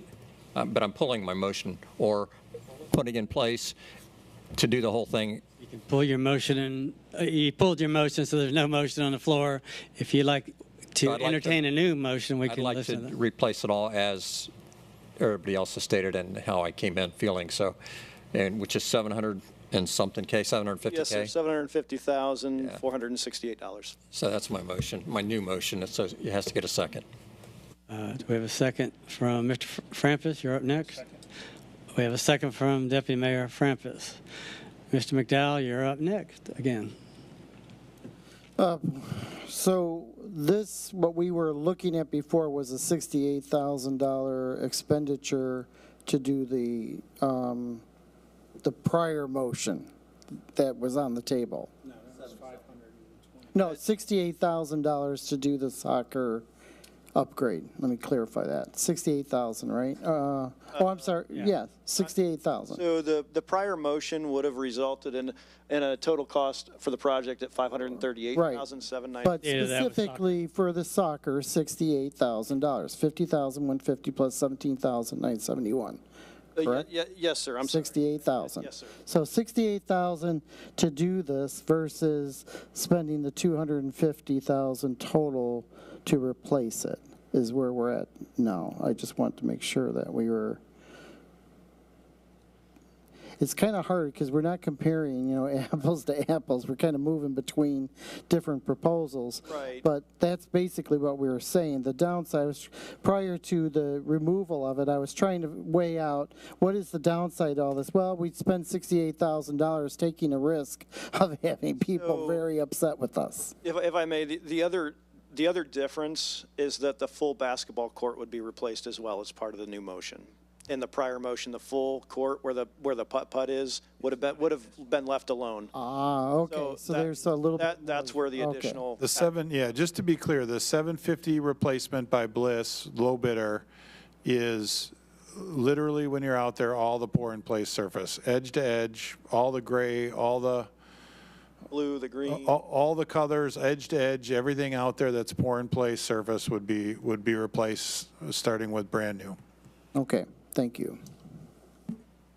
Mr. Ditmore. God, Candace is here because I'm just kind of curious as to, now that everyone wants to spend $750,000 on a project that we weren't supposed to be spending any money at all on, is what we were told when we took this park over. That how much money are we spending on other parks in the city? And I know we have a lot of money that needs, or a lot of things that need to be done in these other parks. So what's our parks budget? Not for labor, I'm talking about for replacement of items. Just off the ball, does this pale in comparison to what we're doing here? Is this a 750,000, yes, sir, significantly. So what are we doing at our other parks that we have? I mean, what are we spending for replacement of everything else that needs to be done? Mr. Mayor, can I make a point of order here? This is outside the scope of the current motion that we're doing. No, it's actually discussion. It's discussion about what we're spending versus what we're spending on other parks. It actually keys into this. I'm discussing. It's outside the scope of the motion. I mean, it's a point of order. I guess we're talking about parks, but we don't know how much spending on the other. Your point is well taken that we're spending a lot more money here than there, period. Okay. So we're spending a significant amount of more money on this park than we are any of our other parks that serve the entire community. And I think does anybody argue with that? Are we all on the same page with that? Okay, we have an option to fix this in a very nice way that meets everything that needs to be done for $500,000, yet we want to spend more money. We don't want to just fix the pothole. We want to resurface the road. We want to clean the sidewalks. We want to do everything, and we don't need to. And the problem is this was not supposed to be taxpayer dollars that were supposed to be taking care of this. The board was supposed to be sending the money over to us to take care of this from the Field of Dreams board, and that money never came over. And I cannot support spending $750,000 of tax dollars when we can get this job done. Mr. Bentley, I was really supportive of your previous motion because it did what it needed to be done. And it would have taken care of everything. But this $250,000, and just out of curiosity, if we rolled the millage back $250,000, how much that would reduce the taxpayers? How much every taxpayer's going to agree to kick in a couple extra dollars just because they don't want to do this? Voted on the millage, but go ahead. Well, no, what I'm saying is, no, we could also lower it too. Am I right? We could lower it, right? We rolled it back to $1.99. Yeah, we could actually even lower it even more. But the point is, what I don't know, it's very disappointing that we're just spending this money. Is there any fiscal conservatives up here? That's all I want to know. Where's the fiscal conservatives at? So you're going option 3 if you're going to be a fiscal conservative. Is that what you're saying? That's it. I'm done. So thank you. All right. Mr. Bentley again. Okay. All right. So we have a motion on the floor to resurface everything, including the putt-putt golf that wasn't discussed at all, but that's part of your motion now to include that. And so if this passes, then you'll bring back a budget amendment and see if that passes. Yeah, we'll have the budget amendment. We'll enter, the motion would be to enter an agreement with Bliss for $750,468. We'll get that contract going to get that process moving forward, if that's the vote that everyone agrees to. And then on the 15th, August 15th, we'll bring back the budget amendment, which outlines the cost into the budget to keep the budget. And you think this will be completed and paid for in this fiscal year? They are ready to jump. Bliss, both contractors were ready to jump on this. Obviously, it's a pretty sizable contract for pour in place work, and so Tom reached out and said, they're ready to go. Obviously, contracts always take. No offense to any attorneys in the room. Contracts always take a few more days than we wish, but so we're not sure if it'll be done in this fiscal year. We will definitely get it done this fiscal year. Okay. All right, Mr. McDowell. Thank you, Mayor. Just one more quick question on this putt-putt golf, because I didn't really inspect the putt-putt golf area closely. Is that have seams and lines and the putt-putt golf, which was the full court basketball where we put the miniature golf option, that surface of the basketball had been replaced when we took over the park, but it is one seam and then the gray area around it. And so there are seam issues where the gray meets the blue. So that's why, again, as the directive was to do a full replacement of all the pour in place, and that's the 750 is the number. That's Okay. full everything. All right, that helps. That golf can also be removed if there's a bigger event. And the golf, yeah, the golf is just a good mechanism to keep high school and college kids off of the full court basketball. Well, I just want to say for the record that I will stay with option 3 and try to save over $600,000 to accomplish what we're doing, safety of the field, resealed, and will be warranted. So I think that's a fiscal responsible way to go and serves the needs of all our residents and their guests. All right, we have a motion and Mr. Bentley, second from Deputy Mayor. Can we have a roll call vote, please? Councilmember Bentley. Deputy Mayor Frampus. Aye. Councilmember Young. Aye. Councilmember Ditmore. Nay. Councilmember McDowell. Nay. Councilmember Adams. Aye. Mayor Rose. Nay. Motion passes 4-3 with Rose, Ditmore, and McDowell voting nay. All right. See, that was easy. Thank you. All right. Anybody need a break or continue on? All right. All right. Last action item is septic to sewer project on Sheridan Road.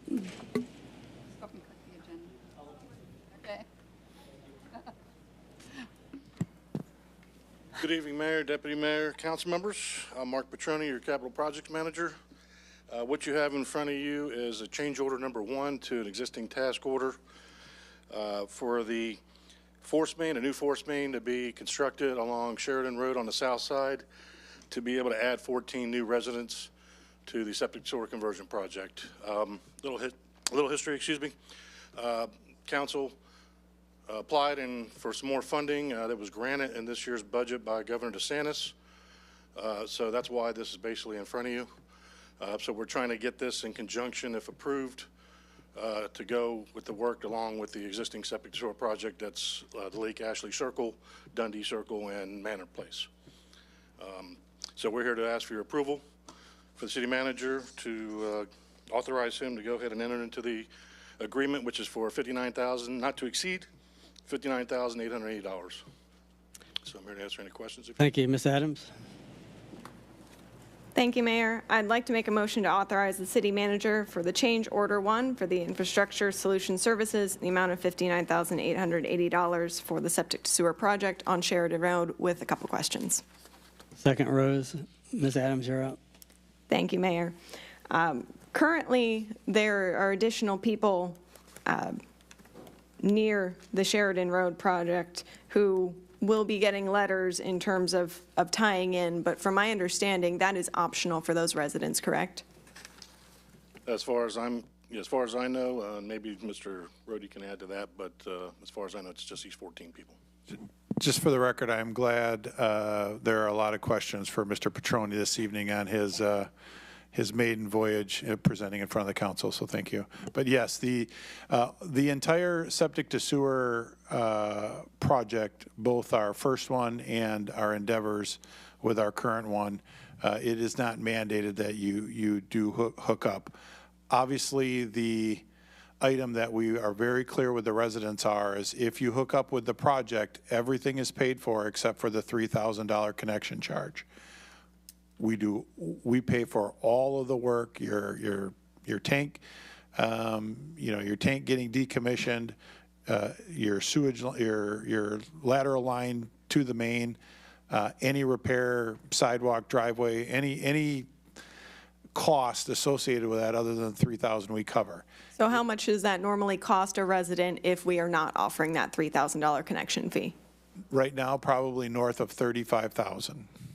So that's kind of the advantage to people to do it now. If you do not do it, you do not have to do it. But if you choose to do it down the road when your septic fails, those costs would be incurred by the property owner. And so that's why we have traditionally had 99% participation. There always seems to be one resident who doesn't trust government and doesn't want to participate, but we tend to have very, very high participation. Understood. Thank you. So explain to me why they all aren't required to do this.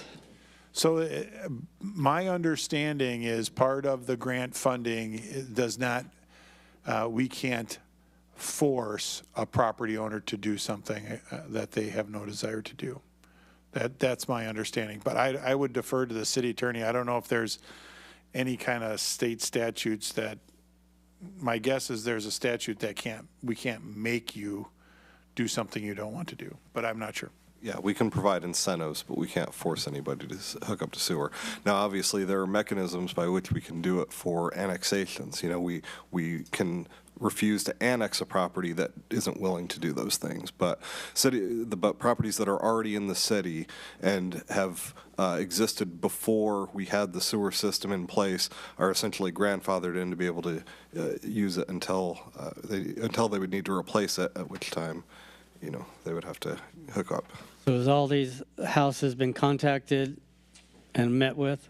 So we have not received our official letter from the state that we've received the funding, but we had been in contact with several of the residents. They've called over my 2 years of being here. I've talked to several of them who really would like to be part of the project.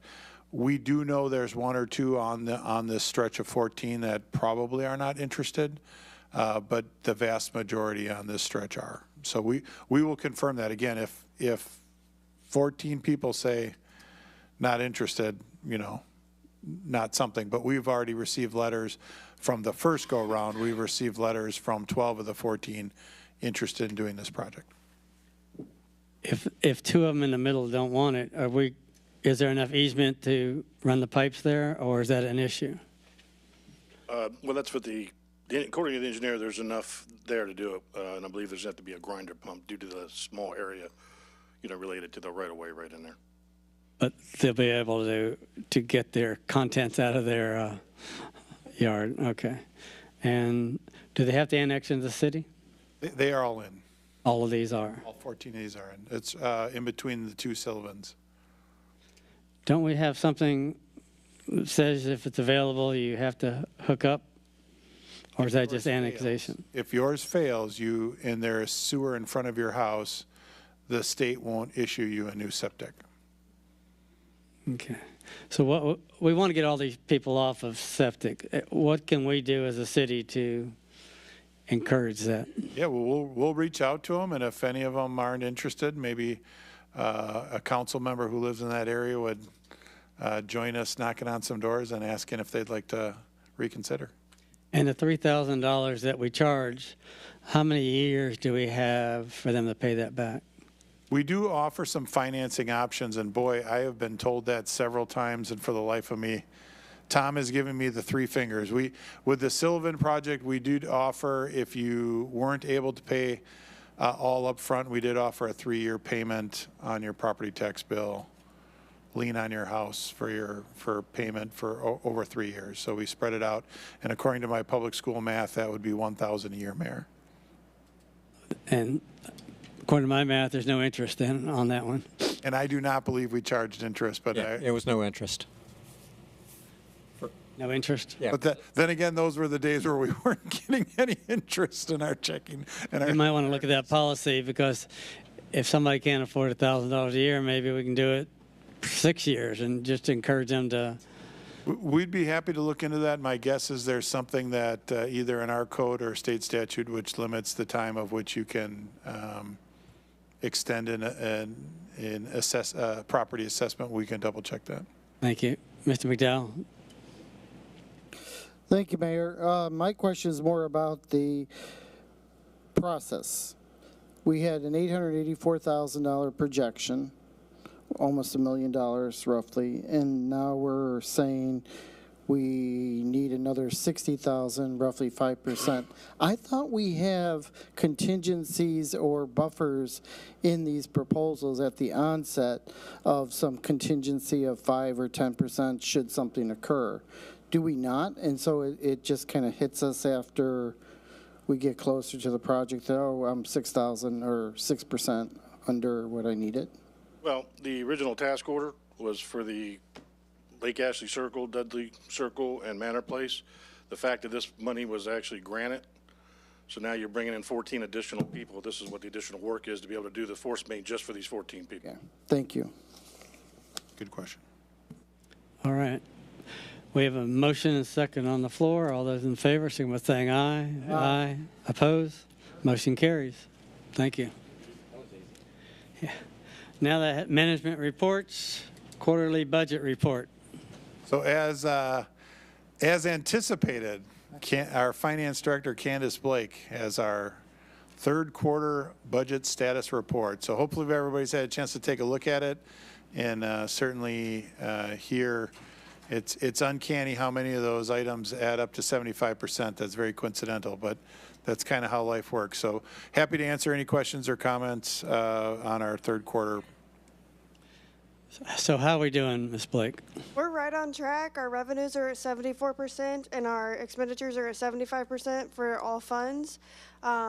We're pretty much anticipating kind of where we were expecting. The revenues, if you look at the individual lines, some of them came in higher than anticipated, such as our interest, things like that. And then, of course, in our overall general fund personnel budget, we're at about 62%, which is a little bit lower due to some of the open positions. But overall, I would say we're doing great, and I'm available for any questions. All right. Mr. Ditmore, you're up first. Thank you, Mayor. Since I got cut off before, I'm going to ask these questions here. So I'm going to bring your attention to the recreation fund for the capital outlay. So are we talking about, is that for the Parks and Rec capital outlay? That's for the specific part of it that funds for the park and loo development that funds. There are small capital expenditures in the general fund for the parks and recreation budgets there as well. So do we have a breakdown of that here, or is that somewhere else? Not in here, it's in the budget. It's in the budget. Okay. Do you have an idea what that number is? So I looked at it when you asked. Thank you. I appreciate that. The total Parks and Recreation general fund budget is just over 1.3 million, and approximately 800,000 of that is personnel. So the additional five. 500,000.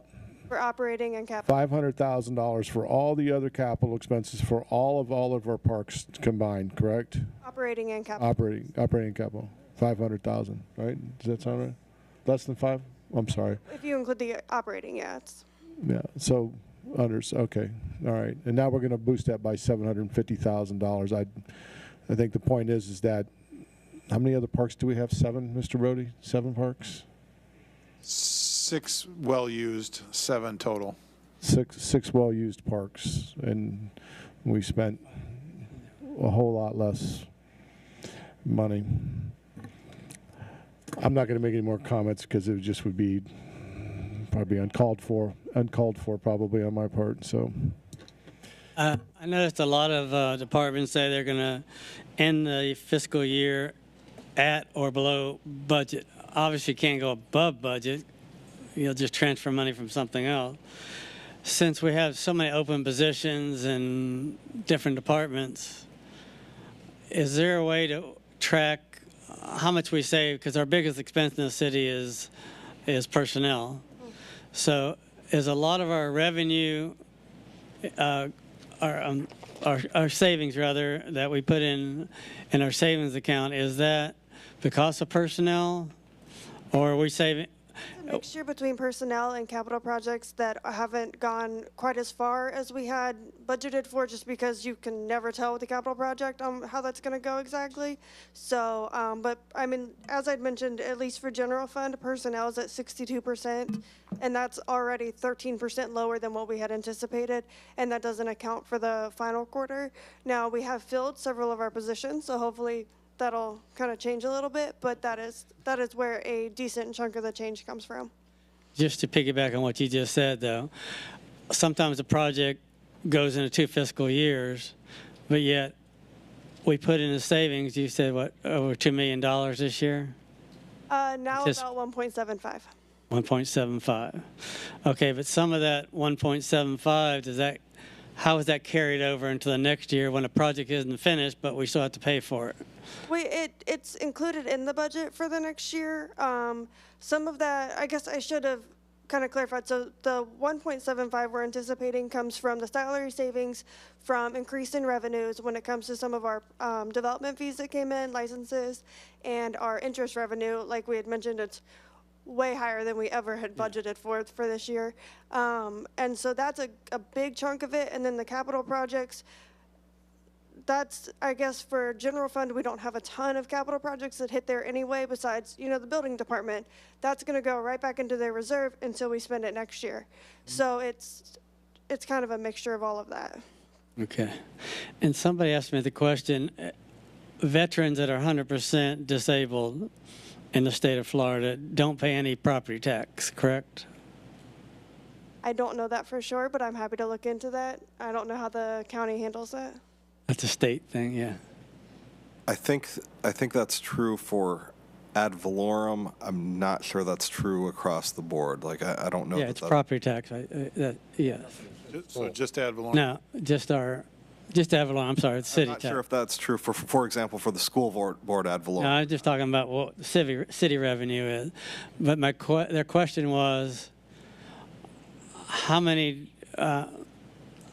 people, how much money are we not collecting because that passed? Do we have any way of knowing? We would get that report from the county. We would not. Because I know even though if our property is worth X number of dollars, we always say we're going to take it in at 95%. I was just wondering, we have probably at least more than 5% in West Melbourne residents that are 100% disabled and pay zero. So I'm just curious if that's part of that calculation or is that different? High number. That would be a little high, but we can check with the county. Again, the county generates all that money or generates all those reports to us. We don't have access to that. When they give us, when the county generates our West Melbourne value, that's all calculated in. All those adjustments for all those properties are adjusted in. So we don't. In other words, I can't run a report in our system that says this many people do this many people pay that. I'll tell her to call the county. Thank you. All right. Well, and our trim notice, not our trim notice, excuse me, the DR 420, the form we fill out for the millage, has like our property value and then has our operating property value, which those are different numbers that take into account some of those differences. Is that like a church doesn't pay anything? Is that part of our property value, though? I believe that's a part of the big one, not the operating one. And we base our stuff off of the operating. Okay. That's what we work off of. All right. Very good. Thank you. All right. Do we need a motion to accept this, or this is just information? Please. We do? We always are looking for a motion to accept this anytime it involves an auditor. Okay. We'll have a motion. Do we have a motion, Mr. Bentley? Yeah, we have a motion to support whatever it is in the finance that you're bringing forward. Can we have that verbatim? Mr. McDowell? Well, I don't think there's an extra. I'm going to second that motion. Motion to accept you. So to clarify, there's a motion on the floor to accept the management report as presented. Thank you. Okay, all those in favor say aye. Aye. Opposed, motion carried 7-0. Which brings us to City Council reports. Up first is Council Member Adams. Thank you, Mayor. A couple things from the last council meeting. I feel like I went to the 50th legislative update that Brevard County has had. Probably wasn't 50, but the nice thing is, and I was kind of asking myself, why is there another legislative update of what happened with session? And I think what's valuable about them is we have different organizations and companies within Brevard County that are interested in different legislative pieces, some that move forward and pass and some that fail, and they warn us, hey, it might come back next year, something to keep an eye on, similar to the way our city attorney did it. So I feel like I've now gotten enough legislative updates that I understand what the companies were interested in, what the nonprofits were interested in, what city government is interested in. So I thought it was worthwhile. Job well done in terms of that update. We had CivMill as well with a couple members of council. And then this morning there was the Cocoa Beach Chamber held at the Eastern Florida State Melbourne campus, the State of the Schools update. Last year that update was strictly on BPS and the K through 12 update. What I liked about this particular update today was that it covered the entire educational system found within Brevard County. So they did include BPS, but they also included just the higher education institutions that we have within the community, and they each gave updates on what they're planning for the next year forward, what their infrastructure changes look like. They targeted mental health for students and faculty and what that looks like from their perspective. So I felt like this update gave a more holistic view of education within our community rather than just our K through 12 system. So I thought that was a job well done. Just a couple reminders. We do have, in the Friday memo, the police department put out the Citizens Police Academy that's coming this fall, but the applications close and need to be submitted by September 30th. And I've been told I need to get at least 12 people to hold a class. So if we have, 7? All right, we got 2. I turned mine in. I'm hoping for a couple others, so I'm aiming for that 12 so we can hold this class. And we also have school starting in BPS coming soon. So just a reminder to everyone, I know Ms. Young has asked about the police department, watching for speeders and things, but I've seen them more frequently near the school areas, so I think they're starting to encourage people to be aware. These are school areas, even though school hasn't started in session. It's just a reminder of things to put out there. Thank you. Thank you. Deputy Mayor Frampus. No reports. Thank you. Councilmember Ditmore. Thank you, Mayor. Last week I was contacted by the chair of the Brevard Public Schools, Matt Susan, requesting that I participate in a panel for a discipline advisory group that's going to be meeting. I agreed to do that, so I'll be one of 10 in the county, sitting through with other members to help provide some assistance, advice, and direction on disciplinary, how to run discipline inside the schools. For those who don't know, I did meet with the bus drivers last year around this time. There was a group of bus drivers that met over at the West Melbourne Library. Their biggest complaint was the treatment from the students on the bus. They were afraid. There were some issues that weren't being addressed by the schools at that time. So I did reach out and speak with one of the board members about that, and also had some concerns, and also give them advice what they could do if these incidents should occur inside the city limits. So I'm happy to report that I will be participating in that group going forward. Thank you. Very good. Thank you. Councilmember Bentley. Thank you, Mayor. Just a few comments. One is, as was mentioned, I did attend the CivMill up at the port. And for those who don't know, that's an opportunity for leadership within the community to interface with the military leadership, both on Patrick Air Force Base and on the spaceport. So, and they let us know about upcoming things and how we can be a part of that. And we try to support, the military personnel in this county. So it's kind of a nice thing to be a member of. We do have the Palm Bay Chamber tomorrow. For those who are signed up, and we also, I think, have National Night Out tomorrow night. Is that true? Is that tomorrow night? It is. I think it's, yeah. So. Correct, yes. Do we have a rain date?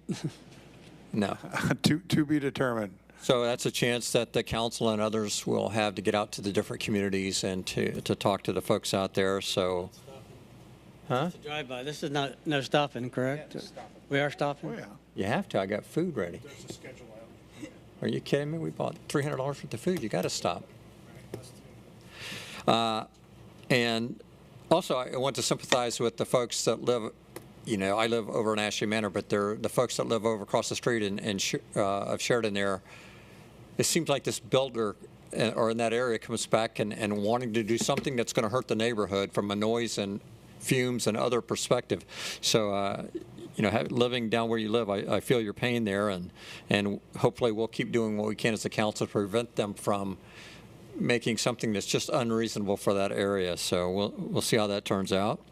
And I also wanted to thank Mr. Steele for coming tonight for the CRA. That was kind of nice to have him attend the meeting, and he's the, I guess, newest guy at the county on the county commission there, got appointed by Governor DeSantis. And so it was nice to have him be here and part of our meeting. Thank you, Mayor. Thank you. Councilmember Young, you're next. Thank you, Mayor.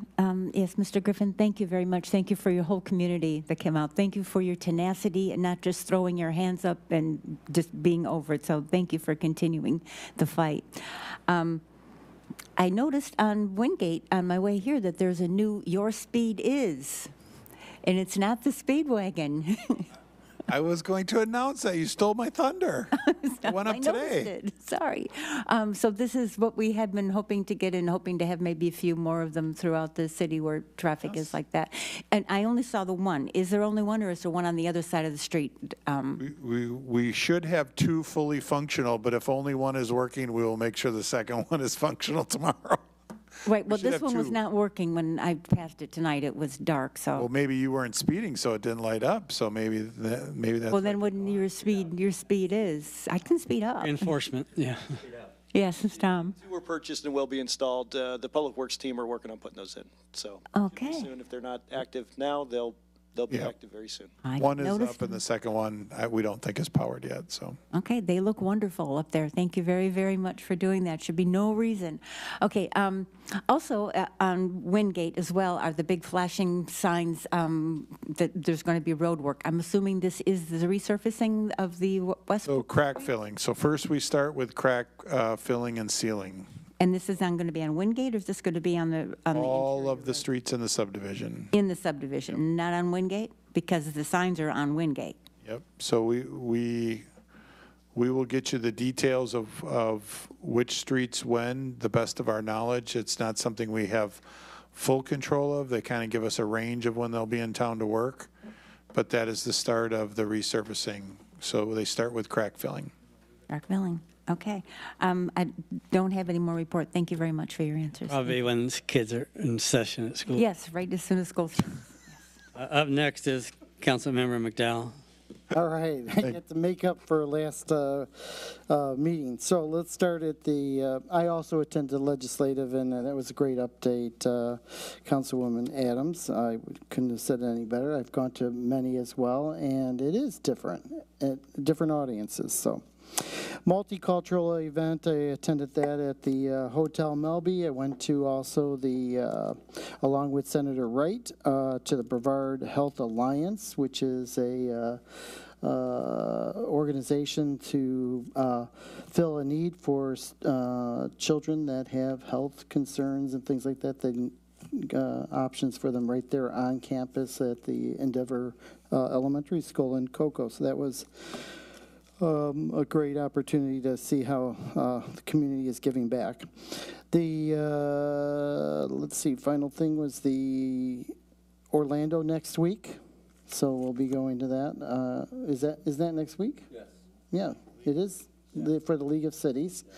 Want to make sure that that was out there. And let's see, two items I want to bring to the council's attention that I feel that we need to just kind of talk about. And that one is this Melbourne Chamber retreat that's happening in Jupiter.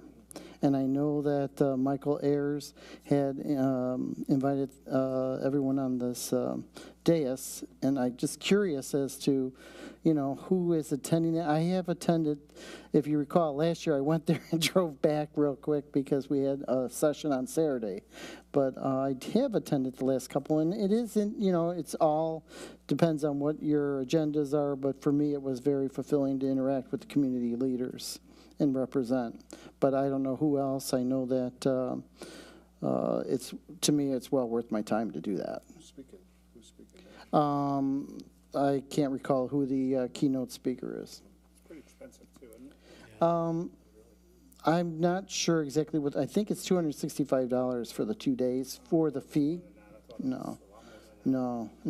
Where it costs money is that hotel is what costs money, and I'm not sure exactly what that hotel cost was, but it is, I think the council, because that is for council elected officials. I don't think it's $265 for the attendees. I think they pay more. But anyway, not hearing that, I think we need to represent, and I'm hoping that if not the council, at least someone from the city kind of pops in there if all possible. It's not that far. Jupiter isn't that much of a stretch, but we can talk offline about that. The other one was the Marine Resource Council doing their sustainability initiative. They do that every year as well, and that is in October. So that's another one that's out there. A third one just popped in, and that's that Space Coast Symposium, which is an excellent, and that's held at Cape Canaveral. And I'm not sure who all attended it last year, but there was probably 300-400 people in that room. So well representative, a lot of businesses were there, all the chambers kind of meld together, and it's a real opportunity to show that a united front for the Space Coast. So that's all I have. Thank you. Thank you. And a number of different things these last couple of weeks. City manager and I attended at the airport the Ellis Road presentation. There were people, probably about 20 of us there, I guess, in the room, and then a number of FDOT people from joined us online, and everybody's on the same page. They all agree that this is necessary. One of the things they asked us, can we get our lobbyists to help? And I said, we don't have a lobbyist, but they talked about local lobbyists like Mike Herodopoulos and some of the other ones that are federal lobbyists that they're going to pull in to advocate on our behalf. So it was a good thing, but the reality is a lot of competition, as we talked about before, and we'll see what happens. But it was a good meeting overall, I thought, and city manager did a good job of representing the city on that as well. The legislative update, it was kind of neat because it was a smaller group this time. I think it just had 4 legislators there, and they all just kind of picked what they thought was their mainstream. Some of them were more interesting than others. Private school. Can they play football and things like that? So they changed some of the rules that the state does. I mean, there's literally thousands of initiated policies that might go in effect, but I think what they passed less than 400. Was that the number? 400. So the odds of passing something are not the best. Civilian military, a good presentation. What they're doing out there, they're keeping busy. And I was going to mention National Night Out. And we're doing National Night Out as a kind of a drive-through, and then again, I guess they're piggybacking that in October sometime. And we're working on Sprouts. They'll be opening up next Friday on the 11th or something like that. And they're working on maybe a ribbon cutting or something. We won't be here. They are doing the ribbon cutting officially at 6:30 in the morning. We still won't be here, but maybe they're going to try to do one for us and show us the store. Oh, yeah, okay. All right, that's all I have. Any questions for city manager or city attorney? The attire for tomorrow night, Mayor? The attire would be... polos? Yeah. Sure. Deputy, you have anything to add? The attire, where's... No, just... Polo shirts is appropriate attire for a hot summer evening in West Melbourne. Raincoat and galoshes, I think, is the order of the day. It's not going to rain. It's not going to rain. I do have a question for the city attorney. Yeah. We good? Yeah. Mr. Carey, could you provide an update to the rest of council on the status for the, we talked a little bit about this earlier, about the Field of Dreams, where we're going with this, and the records that we've asked for that still have not been turned over? Yeah, the Field of Dreams still hasn't turned over the 2023 financials that we've requested. I'm not sure exactly why. We have scheduled a meeting with Ms. Hadaway and I believe PJ, the board chair, for next Monday. So hopefully we'll get some answers and can draw this to a close. She was supposed to reach out to them, their board, to see what their preference was for their future plans and also, for the money. So hopefully we'll get some answers. That's good. With next week. You said that they turned over everything but the 2023 financials. You're talking about the documents they filed with the state or whatever their tax returns were. I'm talking about some bank statements and check registers. I mean, stuff that they would have records of. Yeah, I mean, that's what I mean by financials. I'm not sure. Going back since the turnover, Right. looking to see where the money's been going. So Yeah. So they haven't turned any of that over. Right. So we haven't got any of it. gotten Okay. anything other than that dump that. What's the next move here? I mean, I made the request through the city for this. So what's the next move if they're not turning this over? Well, I mean, there's always the legal avenue. The problem with the legal avenue, as you know, is they're paying for her out of their nest egg, and that'll completely dry up any money they have. And so we'd end up fighting over a sum of money that will be probably zero by the time the fight's over. So if there was anything nefarious going on activity-wise as far as the spending, we'll never know. Is that? I mean, there's got to be some type of way to find out. I mean, I'm more concerned about nefarious spending. I mean, something that was taking place. When you start hiding stuff like that, there's usually an issue. They should be an open book. Why can't they tell us what it is? That's what tax dollars, those were supposed to come to us, and we never saw it. Not only they did not turn it over to us, they don't even tell us what they did with it. So, and I'm going to be kind of blunt here. The two members that were here, the mayor and Ms. Adams, are you guys aware of where this money was going the last couple of years? You guys have any idea? Did you guys see anything in the check registers or anything? Does anybody know anything that could help?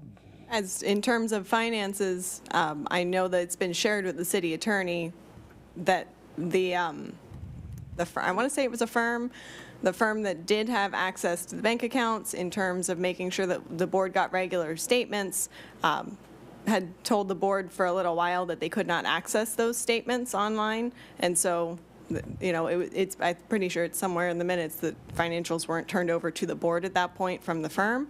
But I know that there were updates that were included in the minutes that I believe were handed over when you had made the public records request.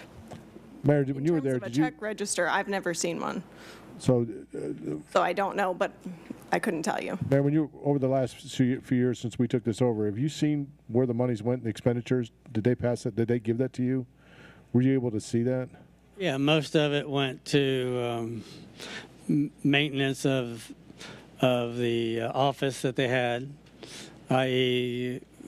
paying for Facebook advertising and secretarial help and financial person that does the financial books and things like that. But there weren't very many expenses because, again, this is, as you know, this is a city park and not a thing, so we couldn't spend any money. The board couldn't spend any money on to do anything at the field without the city's blessing. Did the board make a vote at one point to say that they weren't going to send the money to the city anymore? Was it actually was that voted on in the minutes? No. Wasn't? Okay. Did someone just make the conscious decision not to turn the money over? I'm trying to figure out why. What happened? I think you're going to be best to just ask the attorney or see what the minutes say, because I don't remember. That's what. Well, I'm asking the mayor. You've been here since you were going back several years. You know. I was never on I was a call him director. I don't know. I was never in a management or a board. I never. How do you say it? I wasn't a secretary. I wasn't a treasurer or anything. I didn't have access to any of that. So you guys never discussed. I'm just kind of wondering how this fell through, the obligation that we had, and it seems like it's in a black hole right now where nobody knows anything, and that's why I'm really having a hard time trying to wrap my head around this. You know, it's how do we not know what was going on? I mean, all I have is some records from what was it? I don't know, some stuff they finally turned over from last year, but we don't really have a picture of what's been going on. We know there was like $90 or $100,000, I think, somewhere in that range. It was, anyways, $90 or $100,000. First, we were told there was 25 or 30. Then we did see the first records come out and said there's 90 or 100. Who's minding the store? I mean, who would be the person that would know? If we had to I mean, apparently it's not the attorney because she hasn't turned anything over to us, so. Well, I think that's what the city attorney and their attorneys are trying to figure out, because Okay. also keep in mind that board has seen turnover, from my understanding, long before I had joined that board, that board had seen turnover multiple times. They don't have, they don't have hired staff that keeps track of all that stuff, so I don't know. Did you guys change financial institutions, or it's the same one? Do you guys know? Same one? I mean, any knowledge of that? Same bank? I think they probably changed, but again, I don't know. But I do remember when we, and you're going to have to work it out with them because I don't know anything about the new attorney and all those things that they have. But I know when the Field of Dreams had the park, we had the Pepsi machines there, and Pepsi kept sending us money. And then I know Roz, I think, said, Rich, do you want the money? He said, no, just keep it. We'll ask for it when we need it. And that's the last I've heard of that. That was the recreation director. Correct. Okay, just looking for you guys if you had any particulars that we could add, so get out for the public purview. So, all right, well, tell her we're still looking. We'll meet her on Monday, and we'll have a follow-up at the next meeting. Is there any way we can get that? Is there we can do any type of pre-suit discovery and ask for things? I would just say let's wait until the conversation on Monday and see what. Okay, so we might have options. There might be some options. Okay, all right. We haven't fully explored them yet because we're still, at least hoping that she's going to have some things to turn over and some news for us on Monday. Okay, all right. All right, so that will conclude the regular part of this meeting. We'll take a recess and clear the audience because we're doing a shade meeting discussing the police department's contract. So